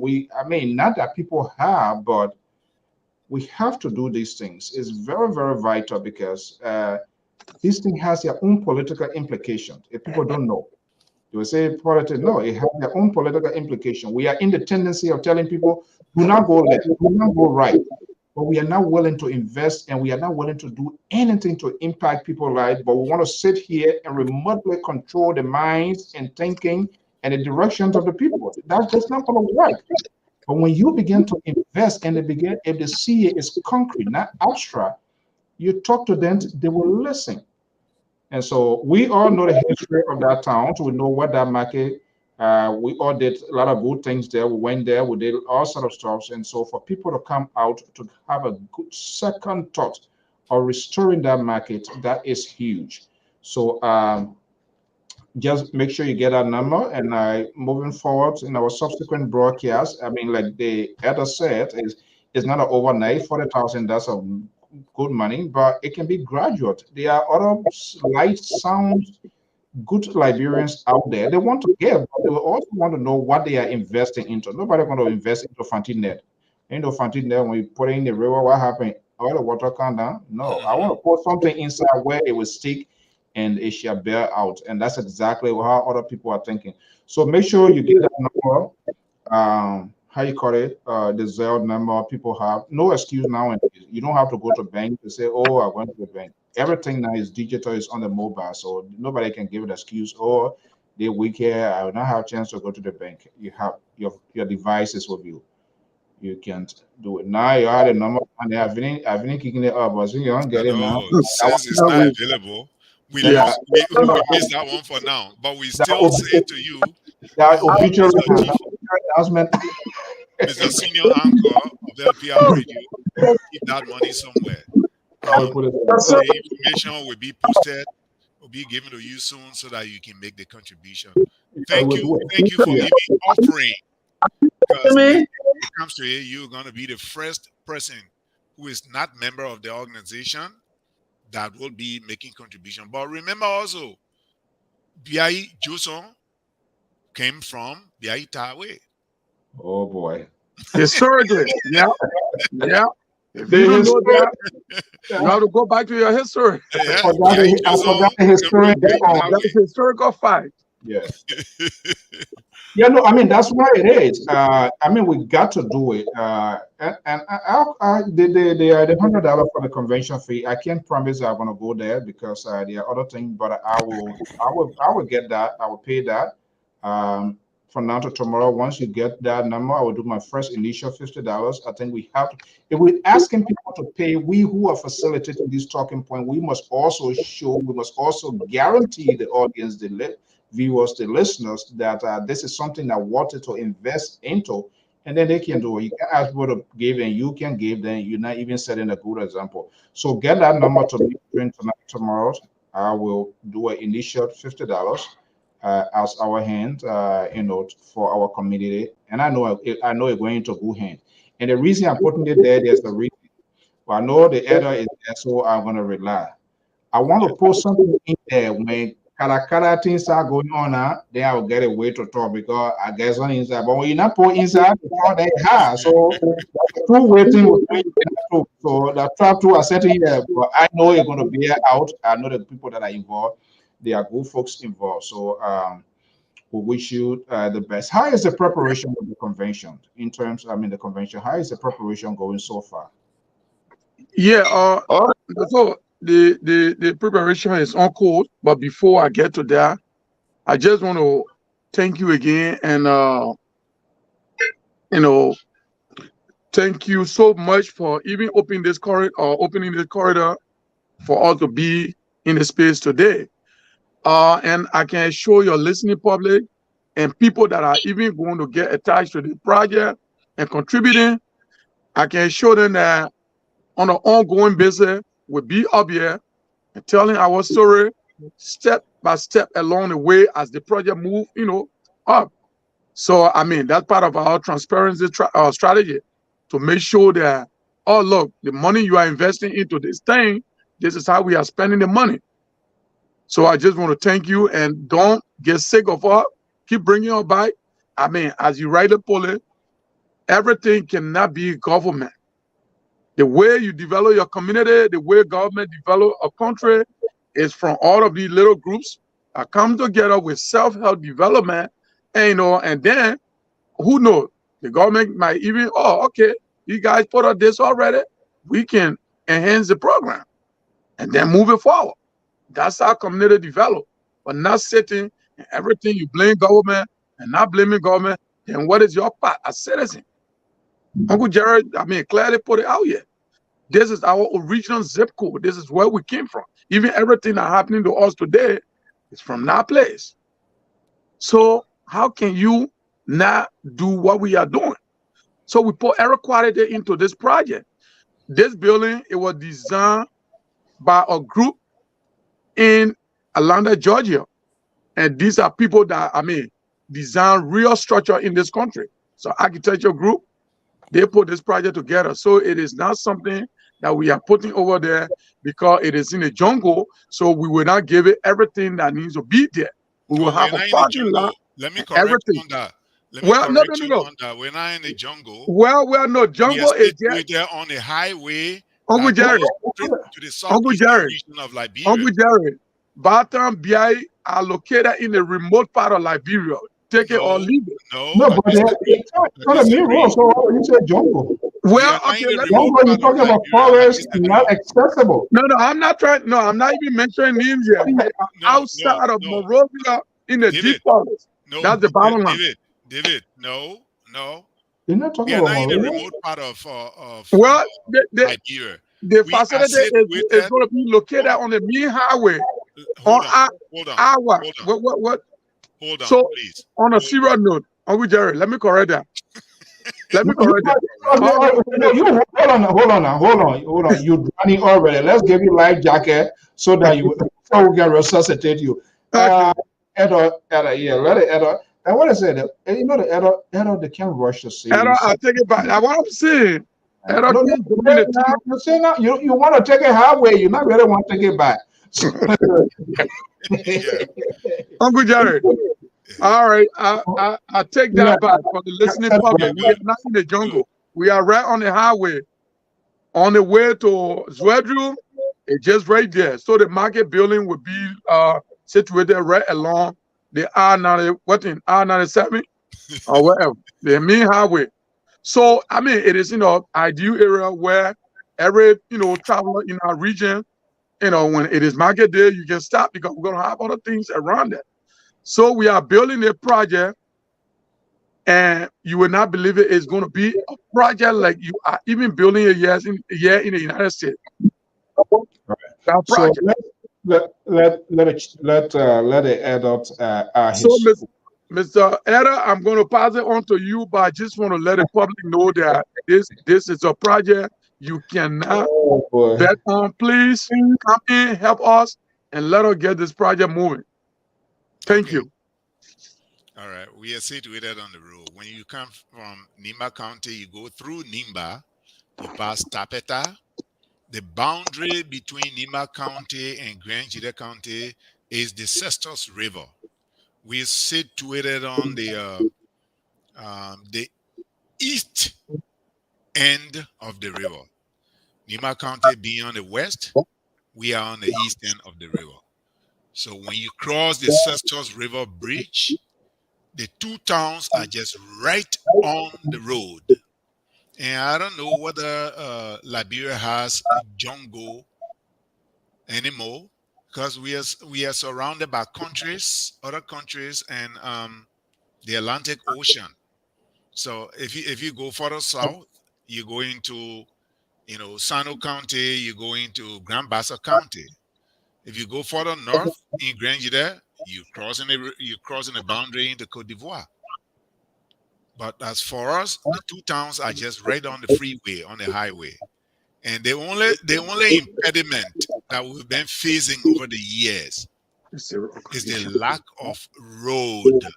But this is not a county problem. It is a national problem. National in the sense that the main highway that comes from Ganta through Saclay-Pied, through Tapeta to Grand Jide becomes impassable during the rainy season. But I understand that the road construction, the road project is ongoing. So sooner or later, rather than later, we will be able to comfortably drive into the town, into BI, spend your weekend, and come back to Monrovia. So we're not in the jungle. Okay. Thank you for the correction, Mr. Eda. All right, I get it now. You see the way this country, and when they leave you alone, you can cause plenty of trouble before you get to know the whole time it's not playing. But all right, yeah, Mr. President, I got the numbers. I will definitely relate to you. Yeah, and like I said, oh, you have some good friends. He, the president, he's with National Sister Bond. It's just all about how you sell your commodity. That's how people are going to invest into it. Right. You come clean instead of it, straight to the point, tell them exactly why it is, be persuasive in your argument. That's it. Look around. Like I said, I mean, it's a small group of people, but quality is better than the quantity. You have a small group, understandable, you came to that conclusion, what are 500, 200 people making that payment, encourage them to pay, get some friends outside of Baton, Tawe, ordinary Liberians, not necessarily people within your own comfort zone, and tell them, hey, this is what I'm doing for my community. You can be part of it, and we can remember you for that. $50, $25, whatever ticket. Trust me, there are some good people out there. Just how they are bad people, there are some good people out there as well. But I know Liberian can give, but they are apprehensive now. They don't know where to give, even though some people choose to give whatever they can do. That's their own money. But there are some good folks out there. Is there anything specific each of you, Mr. Chairman Bari, you want to talk about before we can take leave? Yeah, Alfonso, thank you for hosting us. You've done a great job. Thank the LPR management, Sansin Brown too, and our chief, our senior cultural icon, Nathaniel Cry, and all the people who make this station to run, to operate and function better. Because we use your platform to get our message across. We use your platform to discuss issues of national concern. So thank you very much for hosting us. But before I take leave, or before we close this program here tonight, and I also like to come back to that Jeremiah Kung video. And I would say that video is disturbing. As a person, as a senator, who is having the potential of being vice president or president of Liberia, we all should put together to heal the wounds that were brought about, that were perpetrated on Liberians in the 90s up to 2003, when the two civil wars that were launched, one after the other, ended. We want people to find ways to heal the wounds. We are greatly interested in knowing, because if he says the Nima people want to know, we are also interested in knowing that this entire imbroglio that happened in the 90s, in the 2000s, wanted to go to rest. To put it to rest, it means Jeremiah Kuhn has the greatest responsibility to make sure things are done properly through the law. He shouldn't be peddling rumors. It's unbefitting of a senator who is going on, if he's lucky, who's going on to be vice president and maybe in the future to be president. He should discourage rumor. What he said in that video is vicious rumor. He didn't accuse anybody, but the fact that he can state it, it means that he perpetrates such rumor or he condones it. It's a rumor of the evilest kind. It is evil. Let him not delve into it. Let him not do it.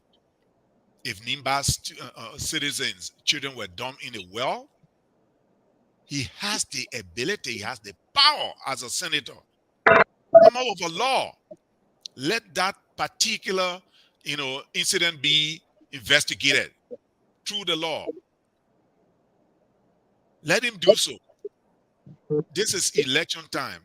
He shouldn't make political statements that have the propensity to divide our country more. Liberia is divided, and we don't need these kinds of statements to be made. I am from Grand Jide, but I don't know Grand Jide better than I know Nima County. I grew up in Nima County, went to school in Nima County. I have a daughter by a Gio girl, right?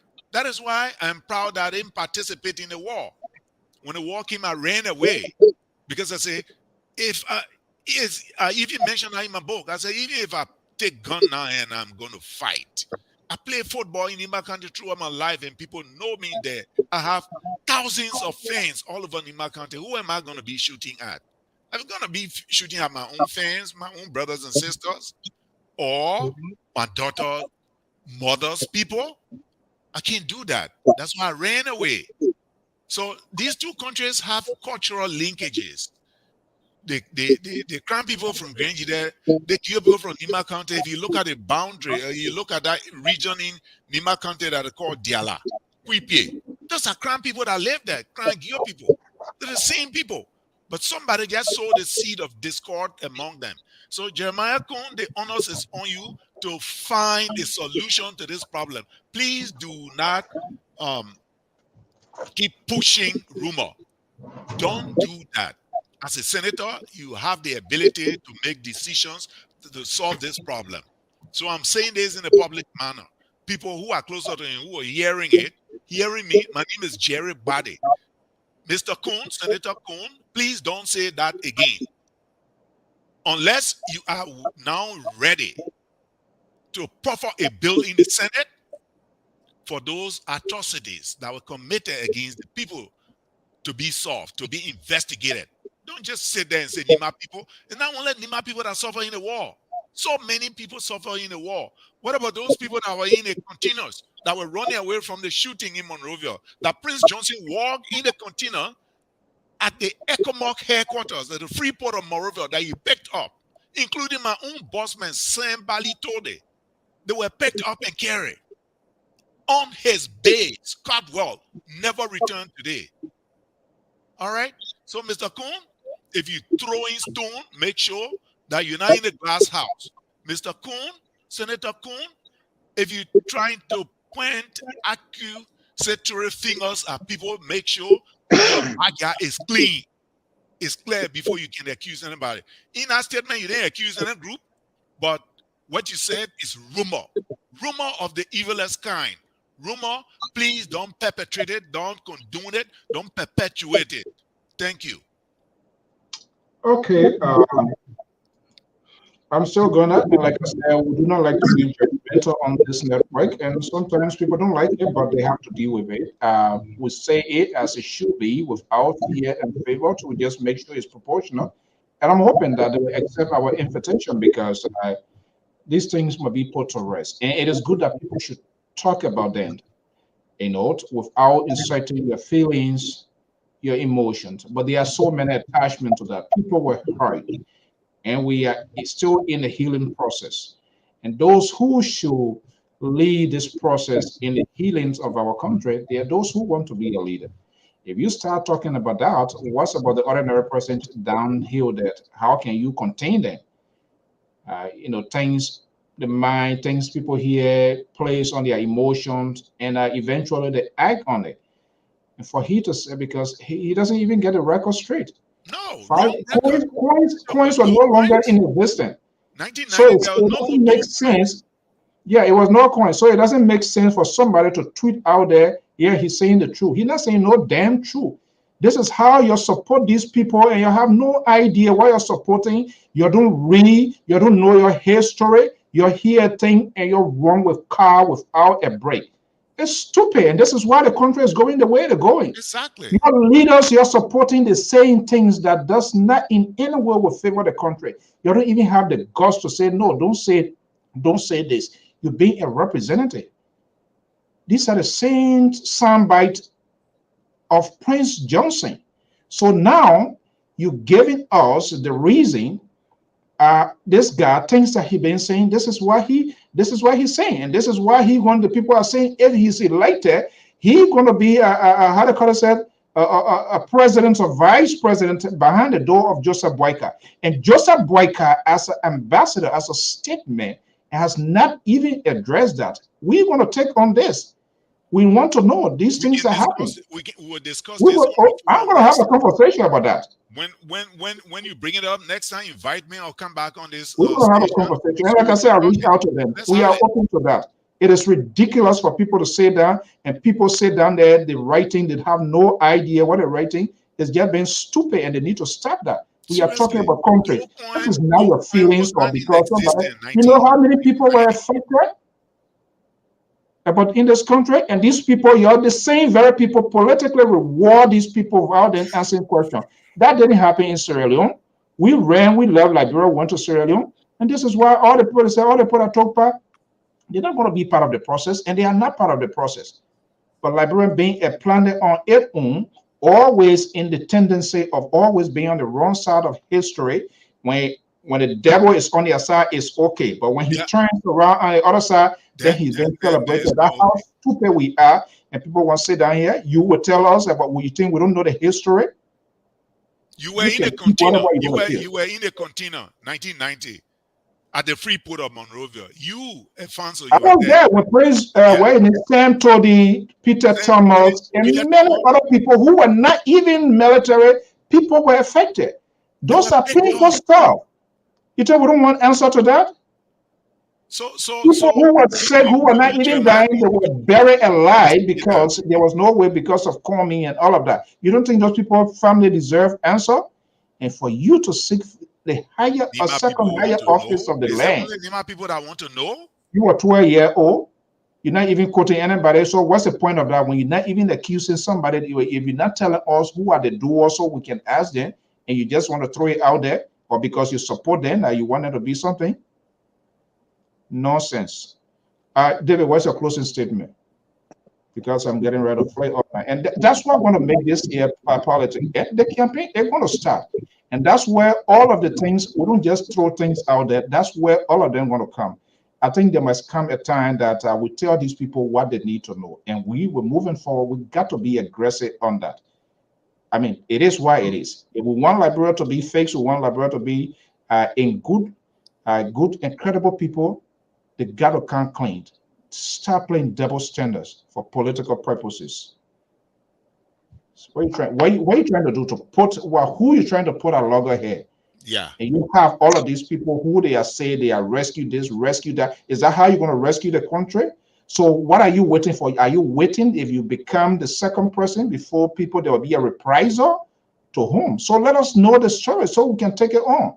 Exactly. Why up to now? Why up to now? You Since he serve a became representative, representative 12 years. senator, why up to now he hasn't done anything? You're in the Don't blame Senate, you're him. in the representative. Why you can't bring this one war crime and Exactly. war economic crime code so we know who are the No, the but bad folks? Alfonso, they don't even have to bring war and economic crimes court. What they can do to start the process rolling, the national legislature can pass a bill that we can start prosecuting the war crime. I mean, the activities in the war. We can start prosecuting people locally. We got courts in Liberia that can start that.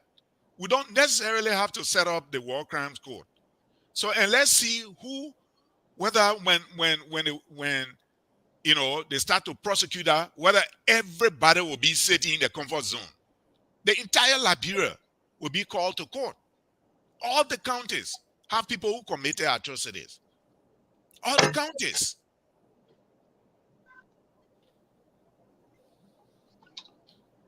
All right. Yeah. We're going to take on that conversation, and like I said, we're not going to be judgmental, but the idea, the connotation, the people that we don't anticipate at this process, at that period of time, for them to be saying that it's just ridiculous and it's just way over the top.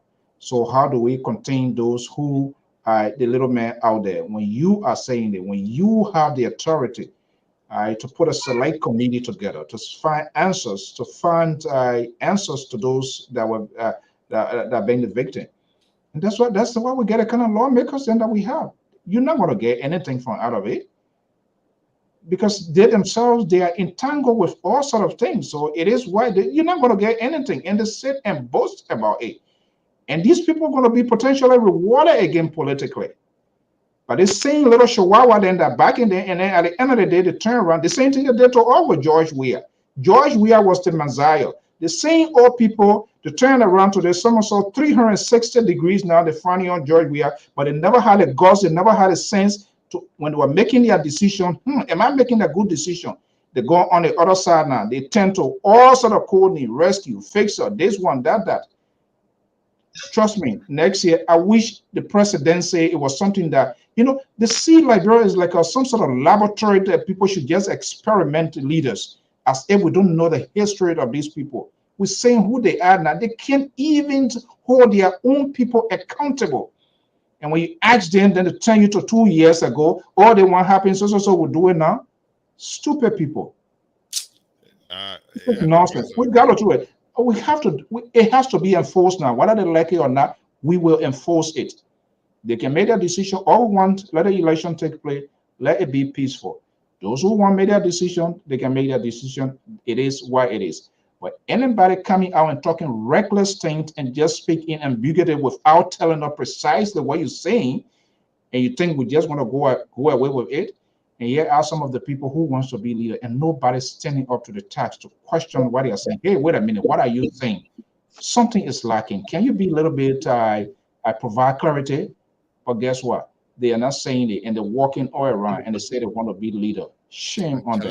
I Let's challenge go. the All right, senator. David, let's go before we go off. I challenge that senator. I challenge Senator Jeremiah Kuhn to stand up.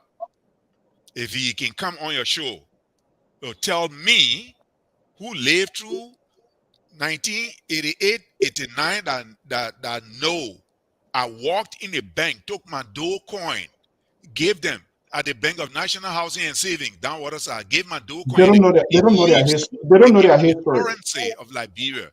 To tell me that 1990, 2 years after we changed the currency, that people were using the currency, that coin, to buy Nimba children in Dallas, does that make sense? That is outrageous. That is outrageous. You're drawing the ire in me right now. That is outrageous. Jeremiah Kuhn, you were 12 years of age. You said you were selling fish. I applaud you for that. For selling fish and rising from poverty to the level where you are. Congratulations. You did well. But for you to say that the people were bringing truck full of Nimba citizens, Nimba children, from Nimba County to Buchanan, dumping them to the police station, and people are buying each child 5 Liberian dollars, dough coins for a child. That is outrageous. That is one of the most outrageous things I've ever heard from a Liberian politician, a Liberian senator who is running to be vice president in the country. I challenge you, Jeremiah Kuhn. I challenge you. Sometimes I feel bad. I feel bad about that. I sometimes feel bad about that country. Yeah. And then we blame people. Never in existence. I challenge you. No connection to what he's saying. No connection. And you still have stupid fish brain hair people, silly people, and they're saying, yes, it is true. Yes, what? What do you know? Like you don't even know your history. Or some of you were nowhere around when the war even took place. They were nowhere around. Or they have not read anything about it. Being sentimental, that's it. People we know, people should be held accountable. All sides, everybody. We ourselves no exempt from this. Directly, indirectly, we got involved by either telling person that so person, that person that so person, and some pain was inflicted to certain family. A lot so of you know excuse. So you know excuse for it. But another interesting thing, Afonso. The people that went with Samuel Doe at the free port of Monrovia that were gunned down by Prince Johnson and his men. There's the Geneva Convention that covers war, rules of engagement. I can't quote the convention to you now, but universally it is known that if a soldier puts his hands up with no arms, you don't shoot them. Prince Johnson gunned down about 84 people that went with Samuel Doe. When they were disarmed purposely by ECOMOG, General Kwenu and Samuel Doe ordered his soldiers to disarm those soldiers, his bodyguards. And Prince Johnson and his fighters disarmed those people. Is it not a war crime? You don't shoot unarmed people. General Barclay, who was the defense minister at that time, he was not a soldier, he was a retired soldier. He was defense minister of the government of Liberia that accompanied Doe to the port. He was gunned down along with other people. Thank God this man, Paul Allen Weir, survived. Oh, yeah. Yeah, people survived. We had Chaigua survive. He was with us in Waterloo. We had Paul Weir. He survived after they were disarmed. They were soldiers, but they were all disarmed. And Prince Johnson killed them. And you come from Nima County, you Jeremiah Kuhn, vice presidential candidate, Senator Kuhn from the MRD, will sit down and say Nimba children were brought in trucks to Buchanan and sold $5 per person Doe coin, Samuel Doe coin. What planet are you coming from? You were 12 years of age. Well, guys, we're going to find a time, and like the invitation is out there to them for us to have this conversation. But we just if these people, and that's the thing about the Liberian politicians and these so-called advocates, they are not willing to take a risk because they have something in it for them. So when their people even does a wrong, to say, hey, no, this one here bad, the one here you're not getting it right. I don't think that's the time here. We need answers, of course. We cannot ignore that. But for it to be coming from people from the highest up, that the connotation, the presentation itself is just wrong. Especially when you are in authority and nothing much is being done to seek answers to those victims. So I want to know, those 300 people, I want to know there are people somewhere. Somebody should be somewhere should witness that incident to come out.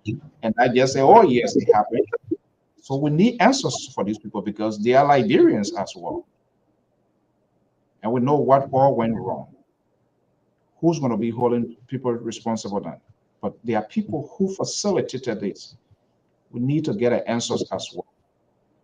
I don't see the possibility of that happening because people who should guide the process are not derailing the entire process and taking it into political theater. That is ridiculous. Guys, thank you so much. I got the memo you sent, Mr. President. We'll do that. But definitely, we're going to have that conversation. It's going to be a separate conversation. And I'm waiting to get a word from them. Hopefully, whether I coming from the Unity Party or who spokesperson. The last time I hosted Cohen when he was contesting for his second term, we've been reaching out.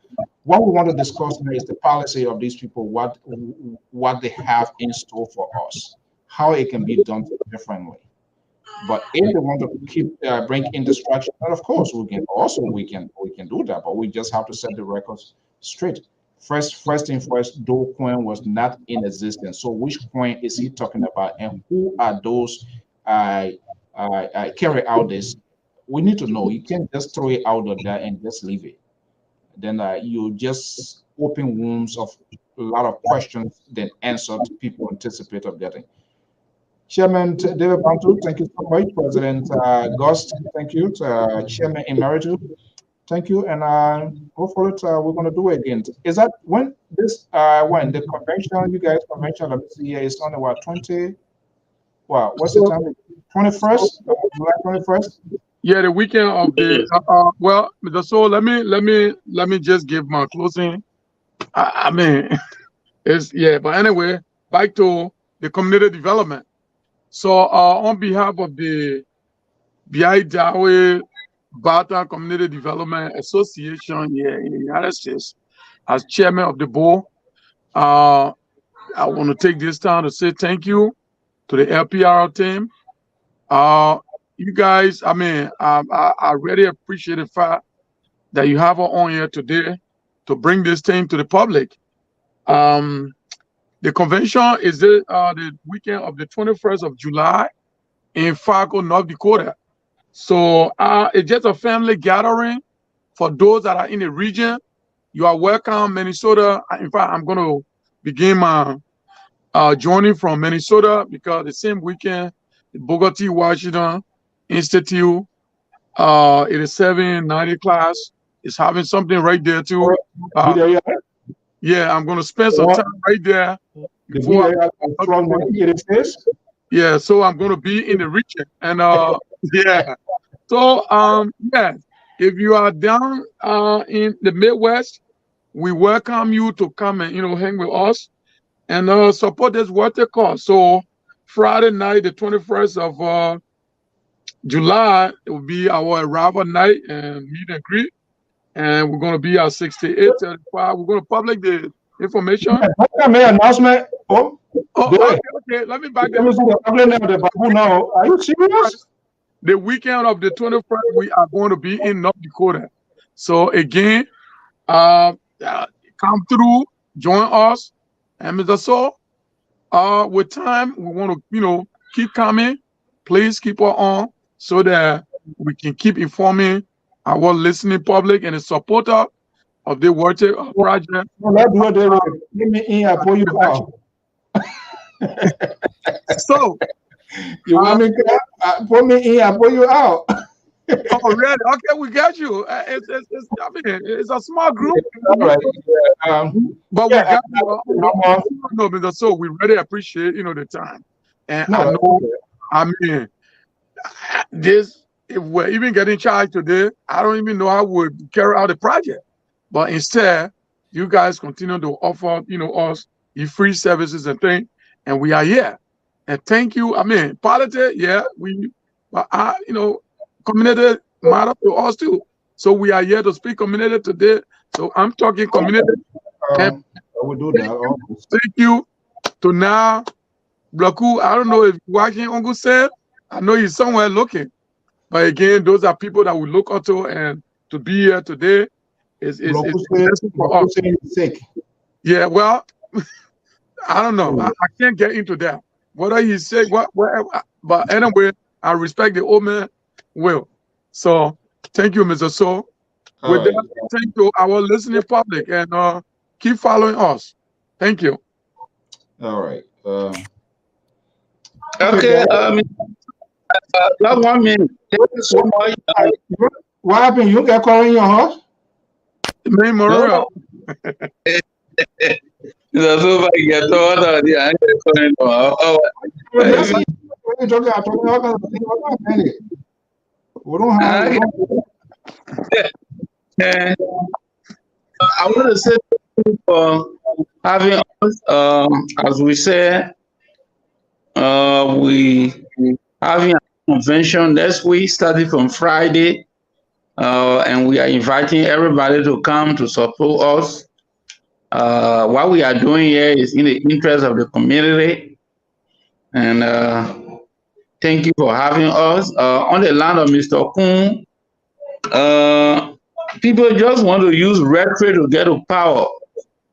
Why you explain over there, even if you 12 years, you don't know anything. So you just listen to they say, and try to make a story. You know, but these are the people who say they go to rescue Liberia. Now he's not even vice president, he started division already. You know. So as we said, thank you for your time. We appreciate it. We just need some support from around our community and around Grand Nigeria that our convention will be so successful. As Mr. Chairman said in the Chi era, this is a family thing. We do it a family way, so we have it as convention / family reunion. So we'll be there, and we got a lot of family coming from all around. And we are sorry that you will not be there, because if you serve as MC, people can really raise funds. Oh. But now you are busy. So we are not have chance to be there. No, I get chance. You can you know what to do. You can chat on me. I will go. I'll still give my donation. Right, man. You fly. Where you might I get chance. I told you I get chance. First of all, you can for him to. Oh, you want me to do pro bono? I'm a lot of go to Fago.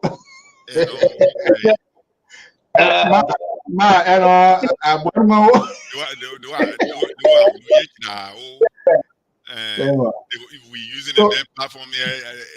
Oh no, I mean, I have something coming up this weekend, back to back. I don't think, but you know, but you know what, my man, you president, and you get budget.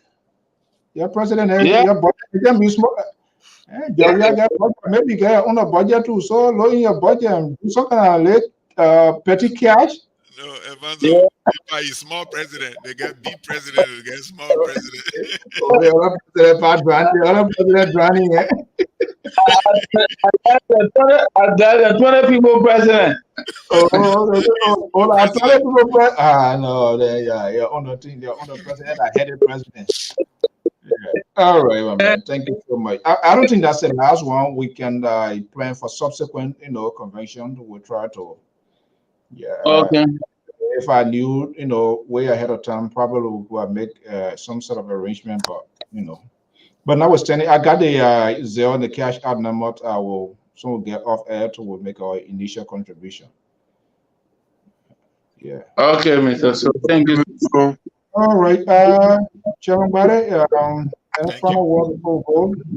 Yeah, I don't have final word again, because Jeremiah Kuhn's comment, it keeps playing my mind and it irritates me. I don't have any other thing to say more than what I've already said.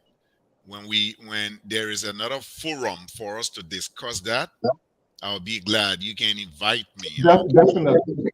Yeah. And I will reach out to Secretary of State like Jeremiah Kuhn himself to try to invite him and invite me. No, I sent a text already, but I'm not getting any response. That's all. Yeah, But so I might call. Restate what he actually means. Now, if he wants to investigate, yes, we are all interested in knowing the truth. There's so many people who kill others For no reason. Yeah, for no reason. My little brother, Bito, your friend, Bito was gunned down in the street. He was running to the American embassy around Haile Selassie Avenue and Newport Street intersection, right there, because the man was wearing white sneakers. killed him and took the speaker from his feet.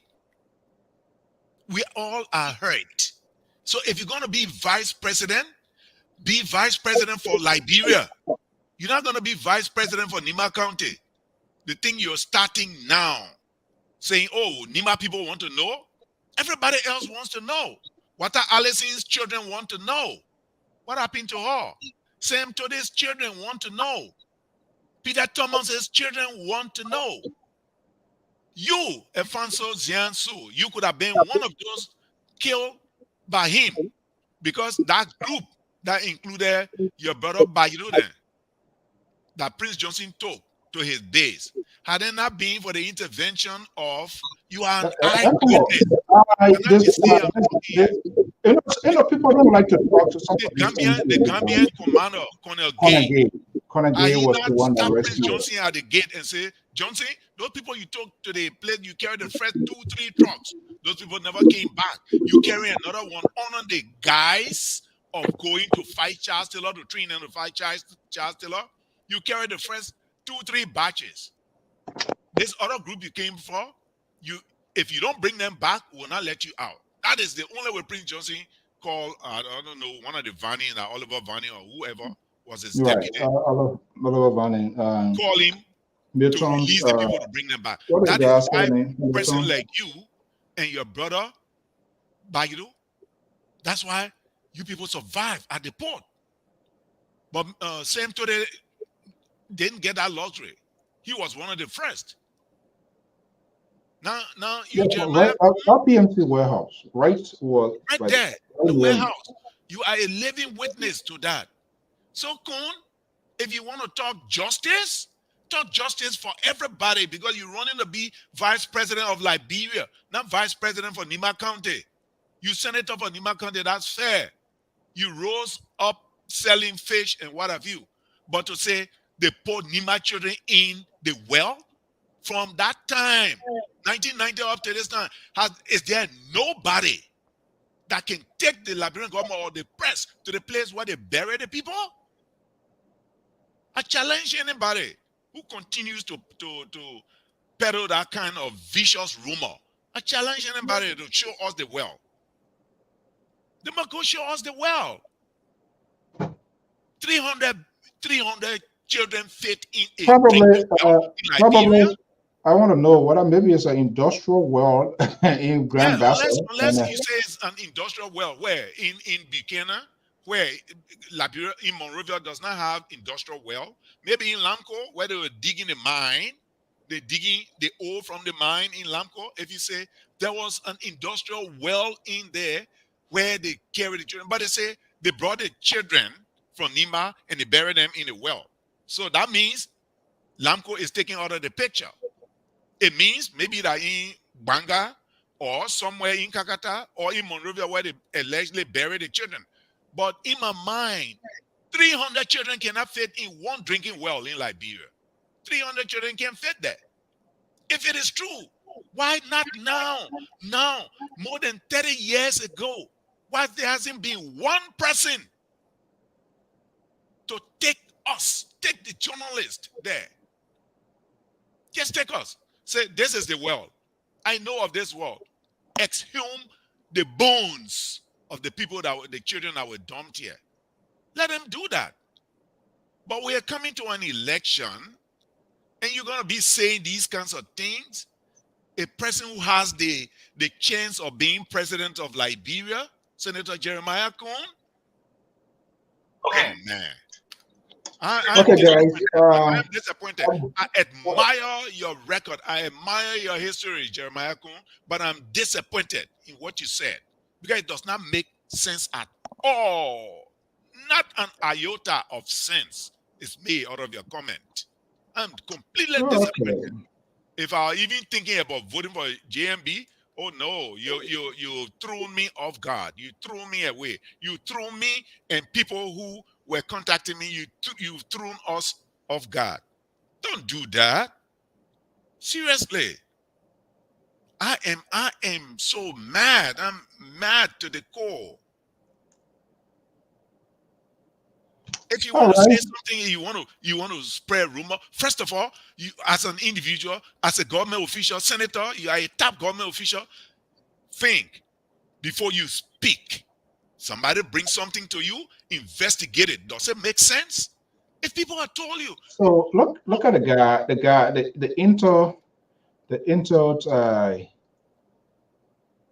you said I was talking to him. It's just how he was looking at him. Let's do yeah. this for him. Listen. Look, I remember when I was in Buchanan, they used to bring children from Nima in trailer. Over 200-300 children. Put them down at the police station, and people go there and pay $5 Liberian or $2 coin at a time for each of those children. Most of the children don't know their parents today. They are all somewhere. If somebody told them the story you from Nima, they wouldn't know even which part of Nima they come from. People want justice for what happened.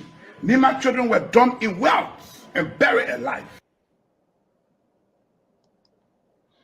Docoin was not in circulation. Young man. So the interviewer said the way he get looking at well, 1998, 1991, Docoin was not in circulation. It was taken out of circulation 1988 or early 1989.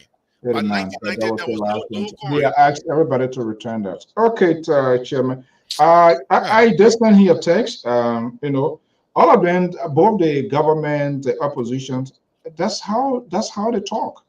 And they will never go anywhere, which of course is the same thing. People always want to go to places where they secure themselves. So now it gives people the sense that maybe I think Tiawont is the point, because when you have these politicians to be making this sort of careless statement, loose statement that doesn't have nothing of depth of water to hold, then you kind of questions what sort of leadership are they coming to do, what to heal or to just open up old wounds and stuff like that.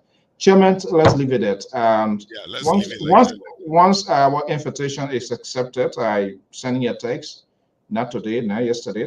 Almost 2 days now. I haven't heard anything. Probably will reach out with the Secretary General, because this is something that they need to speak to. But I'm not sure whether anybody going to speak to it, because I mean, it's a normal thing in the Liberian politics. Everybody protect and defend their own alligator. But sooner or later, they rise the back of the alligator, and then they get it on knowing what I know. Well, you knew it, and you deliberately on purpose decided not to add because you were simply playing politics and trying to gamble the lives of other Liberians. Guys, thank you so much, and have a pleasant evening. Thank you. Thank you, Afonso. Okay. Bye-bye, David. Bye-bye, Augustine. All right then. Okay. All right. Okay, guys. President Sandy, I believe you were calling. I can, if you want to call, let me just put this number here. You're my president in Meritus. You can call this number 682-433-8802. Chairman Sandy, if you want to call. I'm not sure what I have here. I intend not to do here. But if you save one now, you got to save all. But I don't know whether Chairman Bali still want to hang. But let me put this number all here. Chairman, President Sandy, I guess you were calling before. That's the number that you can call this number. That's the number that is hooked up to the system. Call this number, and then maybe there's something you want to say. I'm not sure whether Chairman Bali wants to be back. Let me ask whether Chairman Bali want to stay on. Maybe we can go what? 15 minutes. Yeah, let me just see. Tano, let me see. Somebody say, yeah, we'll talk about it in the interest of fairness. Let's hear some statement. And Chairman Barrett, I guess you hearing me. I can bring you. Let me just put this number there here quick. Maybe we can go 15. I'm trying to pin the number, guys. Just bear with me. I want to know, because some good friends. People were some good friends. A lot of things happened to a lot of people here. So let me just put. Okay, let me just bring you in back here, Chairman Barrett. President Sandy, and any other person for that matter. I can accommodate. Maybe what is 15, 20 minutes just in case somebody want to speak to that. I think this is a national issue, so it can be like we talk about it and we'll walk away. That's our view, that's our opinion, and that's the fact. Those coins were not in existing. And for he, a sitting senator, to say that, I just think that was just way over. So that's the number that Sandy and other person, Tano, whoever wants to call, just call in quick. If you can't call, then that's fine. The number is hooked up. That's the number that hooked up to the system. So just make your call and express your view, your opinion, whatever you want to. Okay, good. Let's see here. Okay, caller from 612. Good evening. What's your name and where you calling from? Yeah, my name is George Paul from Minnesota. Hey, Mr. Port. Good evening. Happy Sunday. How are you? Yeah, thank you very much. I'm fine. So again, thanks for the opportunity. You see, there's a whole statement about the children being done in the world, and it's so aggravating. But the unfortunate part is that Chris Wright did a joke that whenever people are in position of power, spoken about, nobody says nothing. But the moment they say something, then people get ready to say. So I had a whole adverse situation looking because though people are in power, so anything people say, it just go by the wayside. You know what I mean? Now all the wild allegations are being made and stuff like that, but at some point it has to be confronted. Paul Johnson or Jeremiah Coney will be sued so that we can provide evidence for this statement that they are making.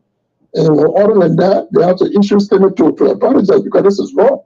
You know what I mean? Like, I mean, bringing babies in. He said they used to bring children. I mean, it wasn't on one occasion, but multiple occasions, children are being, brought from Lima and being sold. You know what I mean? So where are those children? I mean, our slavery happening in Liberia. Modern slavery, right. So that's statement being highlighted and people need to be brought to account so that we don't be running around and make a reckless statement like that. That was totally wrong. But thank you for the opportunity. Okay, well, thank you so much for calling in. Mr. Tano, James Tano, I think you are requesting that the number be paid, and that's the number. We just, it's about the country, and so we just have to say it. You can disagree with me, what I said, but first thing that we check to validate even his argument was true is that the fact here is that though coin was not in existence. So which other coin maybe that's the only coin that we know that came. And Triller, and Dory made a good point. I guess a Triller, so I mean, it was multiple times. We don't know how many rounds. So you can't just, as a leader, national leader, you can't just throw something out there. If the press, if they ask you a question and you don't have answers to that question, it's better to say, oh, let me think about this question and I can get back to you. That's the best thing you can do. But you don't just get and throw something out there because you want to get and I think that's not even a winning strategy. It's not a winning strategy. You try to appease one group of people and you try to alienate another group of people taking vote away. So it just doesn't even make sense. That's not a good political strategy argument for he to be making there. So the number is still there, 682-433-8802. Since we talk about it, at least we give a room for us to have a conversation, to express your view, your opinion. In whatever way. You don't have to think whether you don't have to say my way. You don't have to agree with me. But let's just, we want to be rational and just hit it to the point. And part of that is to hold all our leaders. They are our leaders. We respect them, but they should desist from making these sort of careless statement comments. It's just not good for the country. It does have the propensity, the fragile piece that we have, to derail it, because what they're doing, you try to rehash, and these are words we've been hearing, these sort of words before from other leaders, national leaders, good people who are stakeholders. And for you as a sitting lawmaker to say that too is just preposterous and it's way over the top. 682-433-8802 is 10:27 Eastern Standard Time. So my guest here, and Dory is the only caller. Okay, let's see here from Williamsville. Okay, 716 number 1139. Good evening, caller. Yeah, good evening. This is Miata calling. Yeah. How you doing, Tasso? Good. How are you today? Happy Sunday. Happy Sunday to you too. Okay. I've been watching you guys, but I haven't made no comments. But I just want to already know because all the time I'm not talking about the dual coin. Yeah. This is my first time hearing about that, about the kid. But all the time I've been hearing about Prince Johnson, the dog wear, the dumb. Yeah. You go to play as Prince Johnson. So all the children that he been talking about the dog in the West, so it was only his children and family member children because I haven't heard anybody say anything about anything. Only he. You know what I'm talking about? Yeah, yeah. So you guys really need to ask the people that who are the children that they don't there in the West because he only he Prince Johnson. I never heard anybody say anything like that before. Because let me to understand. Maybe only his children and his family member children that they don't there in the West. Because he's the only one always hearing it from. So people don't just say that as just when Prince Johnson do something all the time he want to get rid of it, he will be talking about the children that are dumping the world. What were they dumping there? So he's the only one that know about the children that are dumping the world. Eh? Well, you understand what I'm saying? No, I listen to you, and your argument here it makes sense because first of all, the country is such a country that is integrated, and the mindset of people that when you from Lofa, it means that only Lofians are in Lofa County. If you're from Nema, only Nibayans are in Nema County. If you're from Grand Juliet, only people, there's intermarriages and people live there. So, and during war, people were moving from here and there. My concern, they are Liberians, so it shouldn't be of something of its own. If this happened and it only happened, then everybody needs to find we need to find the answer. Who did that? And if those people are still alive, they must be accountable. They must provide explanation because that's a heinous crime there. For you to put innocent children in mass, breaking them in trucks, selling them for $5 coin? Come on. But the fact I don't even know about that hearing that to level. I'm talking about the word. Like he always talking about that they dump the word, they put under 200 or 300 kids in the word. So where they children, their parents, where are they? So he the only one that know about the whole thing? Well, they were brought in trailer. That's what I'm saying. What they were brought in trailer? I don't know what from orphanage home. Pay the price. What is he doing? He shouldn't go away with it because he died. That's what I'm saying. Yeah, well, you're right on that. I don't want to say that. I will give him the benefit of the doubt that sadly these people, when they are interviewed, these people, I don't know whether they can have a nerves breakdown that when they say anything, they can't call them to a point to ask them for follow-up question. That's the sad thing with some of our folks inside there because later when they meet these people, phobia or whatever, grab them and people say anything and they just throw their hair and they agree with them because when they say those things, they know people are going to listen. You as an interviewer, it's your responsibility to do a follow-up question when somebody says something that you know very well. It will get the attention of other people. But again, the politics in the country is so polarized, it's so divisive, the media and everybody taking side, it makes it very difficult. But thank you so much for your call. No problem, Tasso. Take care for the show. Thank you. All right, let me see another number here, 678 number 7157. Good evening, caller. Yes, sir, Mr. CEO. Thank you so much for your show. I will follow even though I'll be at work today. I'm off. Thank you so much, brother, for enlightening us on these issues. You know, I was the one I was commenting on that.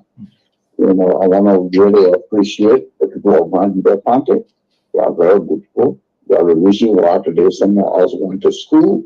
I'm a lawman man from the County. But General Smith, Edward Smith helped us. He was the one that sent every one of us to school. It was not a privilege or to say, oh, you know, the men are from Grand Juliet. I can't help him. My man help us. Now, I'm with that. They may help us to send out to school, but at the end of the day, when I walk, even the security guard at General Smith Public Fine, Bombing County, he was a kill man. So, General Smith hired that man working on a public farm. My father was a lawman man. So, or different crowd. I mean, did not see trap, did not see agent, he help people. But when they walk in, they punish off of him. Don't kill people. They kill him, kill my mom, brothers, my sisters, my grandma, they kill them. because they say he was a crime man. But people, so he said he was a first general that went to Nimba County, and he did this, he did that, he did that. The public policemen upon us. But I still love the Crown people. Thank you so much. And this got education today because of Terrence Smith. And I just want to say thank you so much. And God will punish your book, God will charge them. Thank you so much, my brother. Okay, thank you so much. But the thing I hear about it is every group of people, it's just that we are in the tendency of putting everybody in this sort of basket of deplorable. Every group of people have bad and good ones. I can tell you, maybe Chairman Body, I've not told you this one here. When we got to the port, this guy, I don't like this too much of, I don't usually talk about it. Very suddenly, when the really going gets tough and the talk gets going, then that's what I talk about it, because that port incident, it was a painful incident. It was a time that you see yourself today. And I remember my brother's entire family were there. People, because people want to survive to tell the narrative. And that's the narrative we are telling today. You will have yourself last name being given because, in Liberia it's easy. You can easily identify somebody with their last name or so. But there was a guy from Nimba County who was in the next section to attack me. He knows me very well. I know him. There are certain people you see, then there's no way that you can disguise yourself. And he looked in my face. He said, "Comrade, this is not good. I wish I can get you out of here. But if I even try, I will be a dead man. But this place is a time bomb. We will come here." And when he said that, it does happen. That was the day. That was a day two after when Prince Johnson came with this year. So there are some good ones. So he could have taken my life. He could. He has the power to do it. But he said no. So this notion of when something comes, we just judge everybody by guilt. There were other ordinary people, even there are some innocent Mayans who also suffer from the hands of their own people. There were other crime people who also suffer the hands from their own. I mean, it's just vice versa. So this is how insane the situation is that people, and this is why I don't like this talking point when people, they did that with the Helen Johnson Curry. They're doing that again because it started from the Do AFL. We started with now the stars of Helen Johnson Police, George Weah, this and that. It's so stupid. It doesn't make sense that for you to have a national institution under the Constitution for people to think is the ownership of this president. That is just wrong. If the institution having problem, there's a need that we can have a national conversation that these institutions, we are paramilitary institutions, should be an independent institution. But you see politicians, high-profile politicians, they will say, "Oh, the CDC police, oh, the Helen Johnson Sally police, oh, and that's how it will be going. So when Joseph Boyka become president, or Ellis Kume, or Tiawan Gonglo, then we'll start telling us, "Oh, that Tiawan Gonglo immigration officer there, oh, the Joseph Boyka police." It's wrong. We know these institutions, there are issues, there are challenges, how it's been influenced to some level by the executive. These are national conversations we're supposed to be having. Unfortunately, people are not having that. You take a whole country army and you say that, yes, it was true, majority of those people from there, but you have people from Basso, not Basso, Lofa, Bon County, constitute majority too. They were all in the place. And those people took off to defend, to protect and defend. So are they saying now that whoever comes in with this sort of patent that consistently been, so when ANC come, we are anticipating for ANC police or ANC army or Joseph Boyka army? Is that a kind of country that we want to have? I don't think so. I don't think so. It's wrong. It is. Yeah. It is totally wrong. See, it's totally wrong for Liberians. We engage in these kinds of stereotypes. You can look at an entire tribe. Oh, that other tribe. Oh, the Pele people. Oh, the stupid people. You look at crown people. Oh, those people are warmongers. Oh, we need to graduate. We need to get away from these kinds of attitude. It's easy for you to just take the action of one person who is a criminal, take his action and paint it on an entire tribe. Liberians, when are we going to graduate from these kinds of behavior? What are we doing? You know, to just jump on and say, oh, that Guillaume, I don't want to let too much power on you. Bring a Guillaume right near you. The next thing you're going to do now is to try to take your position. Is it everybody? Is a tribe a monolithic group of people that everybody in the tribe behaves one way or they vote one way? No. Everybody has his own individual preferences, his own behavior, his own, behavioral characteristics. You don't take one brush and paint an entire group with it. It is wrong. Yeah, a lot of Nimayans who also need answer to this. The Doki, what happens to them? They were killed in cold blood, allegedly by Yentans. We don't know why it is. No investigations, nothing. So there are a lot of Liberians from all sectors. People were inflicted with pains. They were hurt. Yeah. Oh yeah. I think one group of people need answer to this question to what went on. This should be a national issue. For Jeremiah Kun, as a sitting senator, of all people, sit down and made those sort of comments, and no one from India party. So Ambassador Boyka, is he aware of his tape? Is he aware of his statements coming from his vice presidential candidate? Has he listened to it, or they just playing deaf ear because of politics and because they want to get political state power? Oh yeah. And they have not even as a party, they are not even issue a statement. No.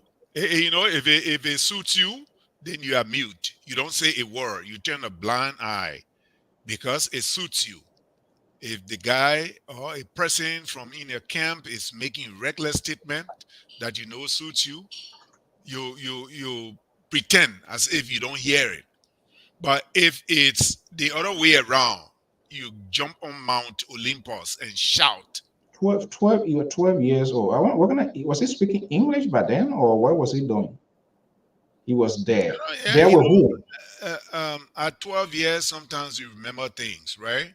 But to say that they were bringing trucks and they were selling children at $5 dough coins, it means he's far away from the truth. Okay, let's pick up the last call for the night. It's Sunday. The legendary Amos George. Yes, sir. How you doing? Good evening to all of you. Good evening. How are you? I'm doing great.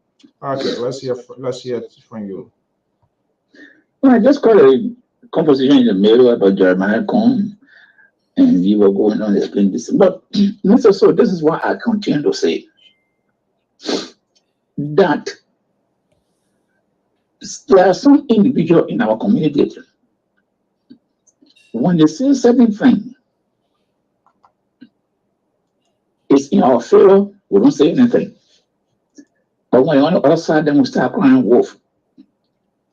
The story you're talking about, people calling national police, army, those who are this and that. Here's the problem. Once the institution, a security or any institution, start to play the function, then that country is heading for trouble. When the AFL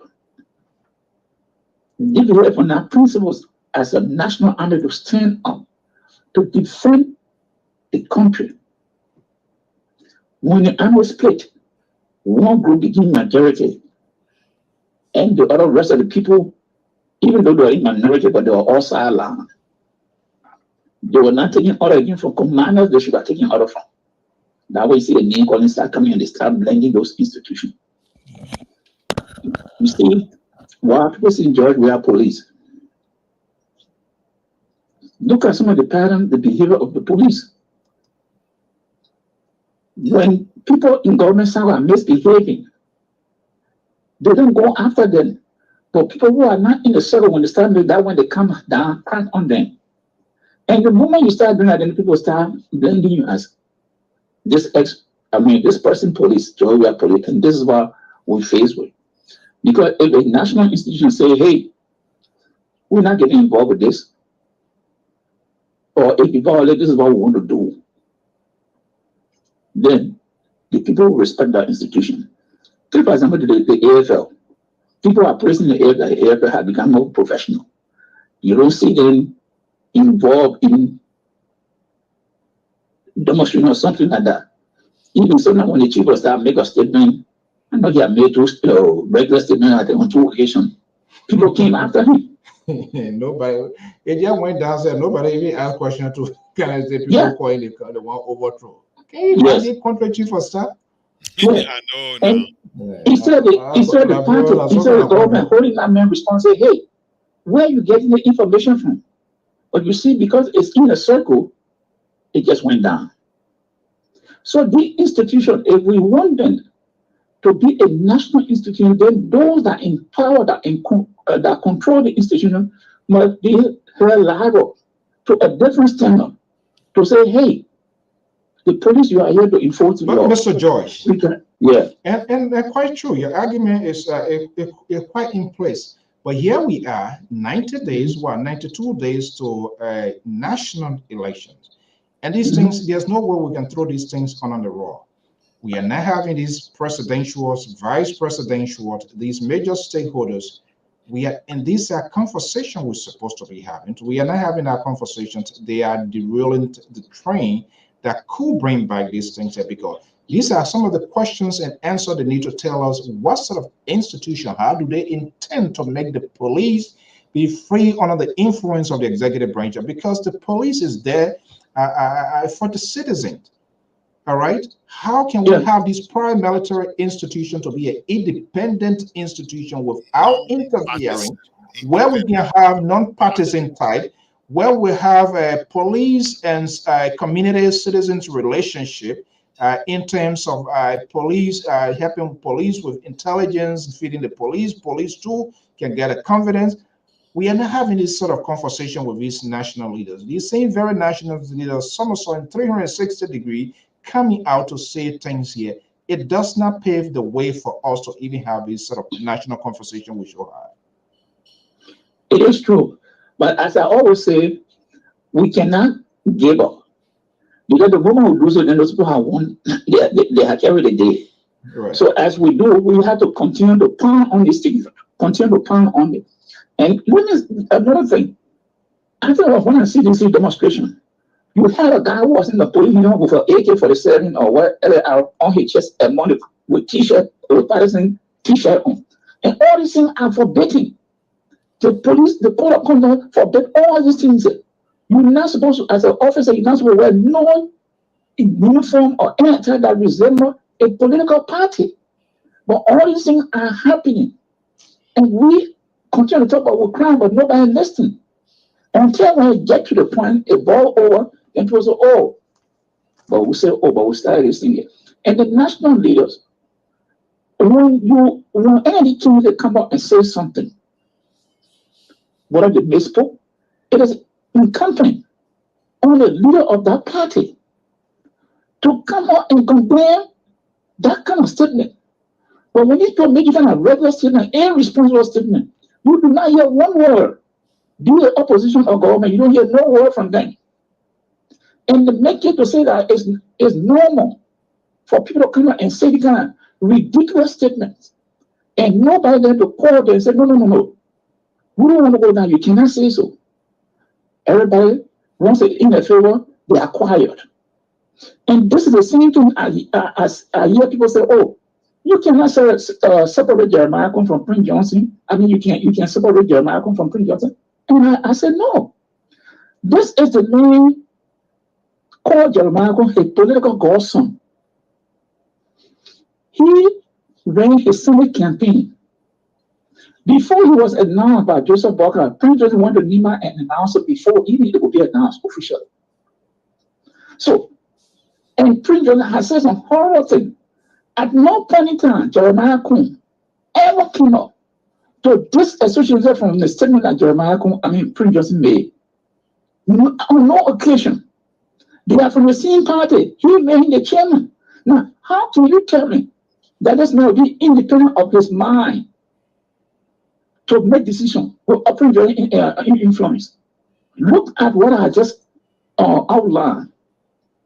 These are the problems we are having in the country. That once someone from your camp makes some ridiculous statement, oh, it's okay. But if on the other side, then they start crying wolf. And this is wrong. And we have, those are all in this place, we have to continue to speak up and call these people up. Because the statement you're talking about, Joseph Walker, we're not coming to condemn anything. Horrible statement Prince Johnson made. He opened the mouth supporting Joseph Walker. Has Joseph Walker come up one day to condemn the statement? No. He hasn't done it. But these are people who expect that when they get to power, they will change. No. It will be even more dangerous for us. Because they have not gotten the power. And when they say this thing, the leader was supposed to chastise them, don't do it. They're all quiet. Because simply they want to get the political power. And when they get there, how can they bring this situation under control? You didn't look at from the board, from the initial stage, that now we get the power, you'll not be able to control it. And these are some of the things we're seeing that, hey, there is a danger ahead of us. We think that we are so horrible. But with the parents, some of the guys in the opposition, so other parties are taking, the Liberian people must start giving a second thought. Because tomorrow they'll come back, oh, we thought, no, we are flying this thing out. And it is time that the people listening.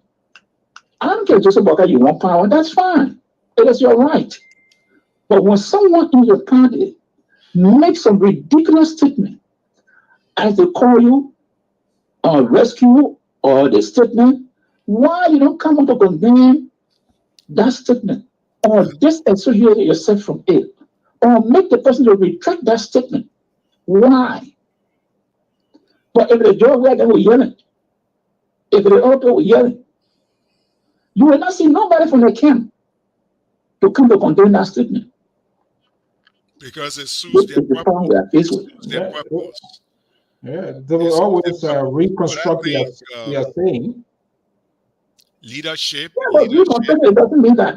What I'm saying reconstruct in the sense that they would kind of give a different presentation, try to remodel it, and give justification. I mean, it's a pattern. Both sides, it always like that. And these things have been facilitated, unfortunately, by ordinary citizens because the few, they are so politically aligned with these people. So anything that comes out of them is right to them because. And guess what? Those are the same people at the end of the day, the victim becomes the victor and the victor becomes the victim, and then later on they come and complain. Amos George, thank you so much. We are working on plans to have the vice presidential candidate of Councilor Tiawanse Gongo. It was quite fascinating what happens during the weekend. For the longest time, when first time seeing politicians being so explicit to kind of create that sort of connection. But again, the electors, the voter, it's all about popularity contests. Yeah, but I know that conclusion. I want you to look at this the Liberian Electoral Law Reform 2014. Look at it, I think chapter 5. There's a clause that said that the political party in which Councilor Gongo is running on is not supposed to feature a candidate in the election. Because the last election, they did not get 2% of the vote. He can run as an independent. So I want them to come to explain to us, but I just want you to look at it. So maybe when they come, we can ask that question. You see, y'all can make the people that run away when we try to put them to come, and y'all agree way ahead of starting. But so when we talk to them, when they agree, when 2 days they come and say, oh, they have engagement because they want to vote places, they say they want to vote places where they can have their little pass, and that's why. But I mean, and that's quite correct. We want to see what that. No, I mean, you the host. I just telling you, but Mr. So if the people don't want to come, that's okay. We will continue to talk what we're talking. We don't have. Yeah, nothing. I'm not gonna. Our job is to reach out. They can't find. It don't stop us from having these sort of national conversation. We want to have these national conversations to address some really national issues. the AFL, and you always heard me saying here, why, like, okay, what kind of police chief do you want to have? Do you want to have a police chief where you will call to influence police investigations or whatever stuff? Those are the kind of conversation we need to be having. We are not having it. 90 days, 92 days to go. I don't know whether we'll ever have that. Amos Joyce, thank you so much. Okay, sir. Thank you. All right, tell me about it. I think at least we did a fairness. We talk about it. We put a number out. Those who want to call, they call, and that's it. That's not going to end this conversation. I'm hoping that somebody from the UP camp or spokesperson from Senator Bryan, we're not drawing complete conclusion, but we just need a little further clarification on what he's saying. Was that a slip of tongue or what prompted that? We just need a little clarification in order to do that. Any evidence? Yeah. So, but too much. I want to know what some of the car. I want to know the owner of the car, then where they were taking the children, then the sort of modern slavery and stuff like that. Chairman, thank you so much, and have a pleasant evening. Thank you, Alfonso. Thank you, along with the LPR-TV network. Thank you. All right. Bye-bye.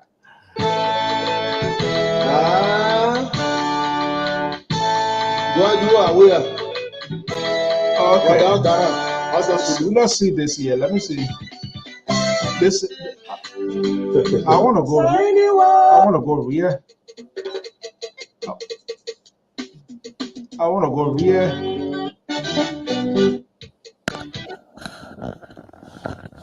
I want to go rear.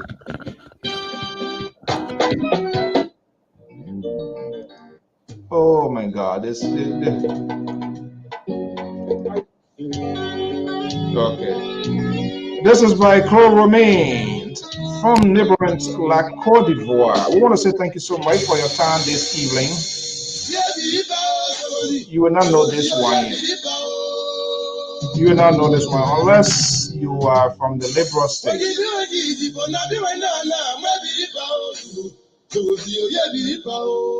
All right. We say thank you so much for being part of this program here. I'm Alfonso Zienso.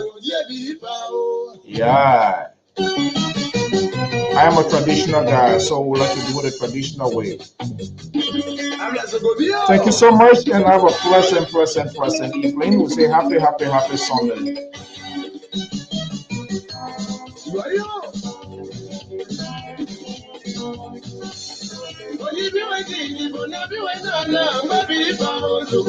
Tina Ella, thank you so much for joining us here. It's better late than never. And Mesco, thank you. Louis Tommy. Akujo Sacramento, thank you so much. Mr. Green and Mr. Joseph Benda is in the house. J. Mambuta Vampont, thank you so much for being part of our program here tonight. Snatton, Mother's Love. And of course, our Plantain Valley will follow us. Nettie Davis, thank you so much. Good evening and happy Sunday.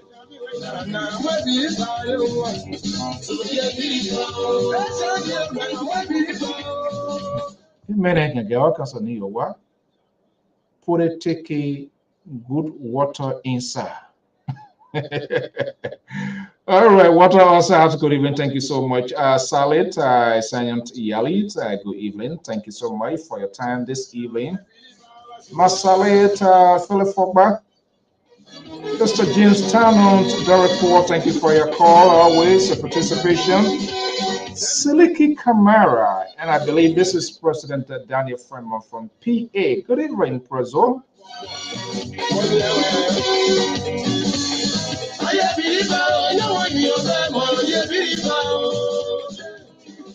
Mariette Emmanuel, thank you so much, Alexander. Boniface Emmanuel, Paul Smith. Foundation for Child Care, thank you so much for being here. We got a fun time to have this conversation as well. Madam Heron, Comfort Hendrick, thank you so much for being here. And not forgetting my boy Jerry Sandy right here in the ocean state of Rhode Island. Madam Agnes Barclay to you, thank you so much for being here. President Moses Sandy, I did call back. I asked you to call, but I guess you got caught up.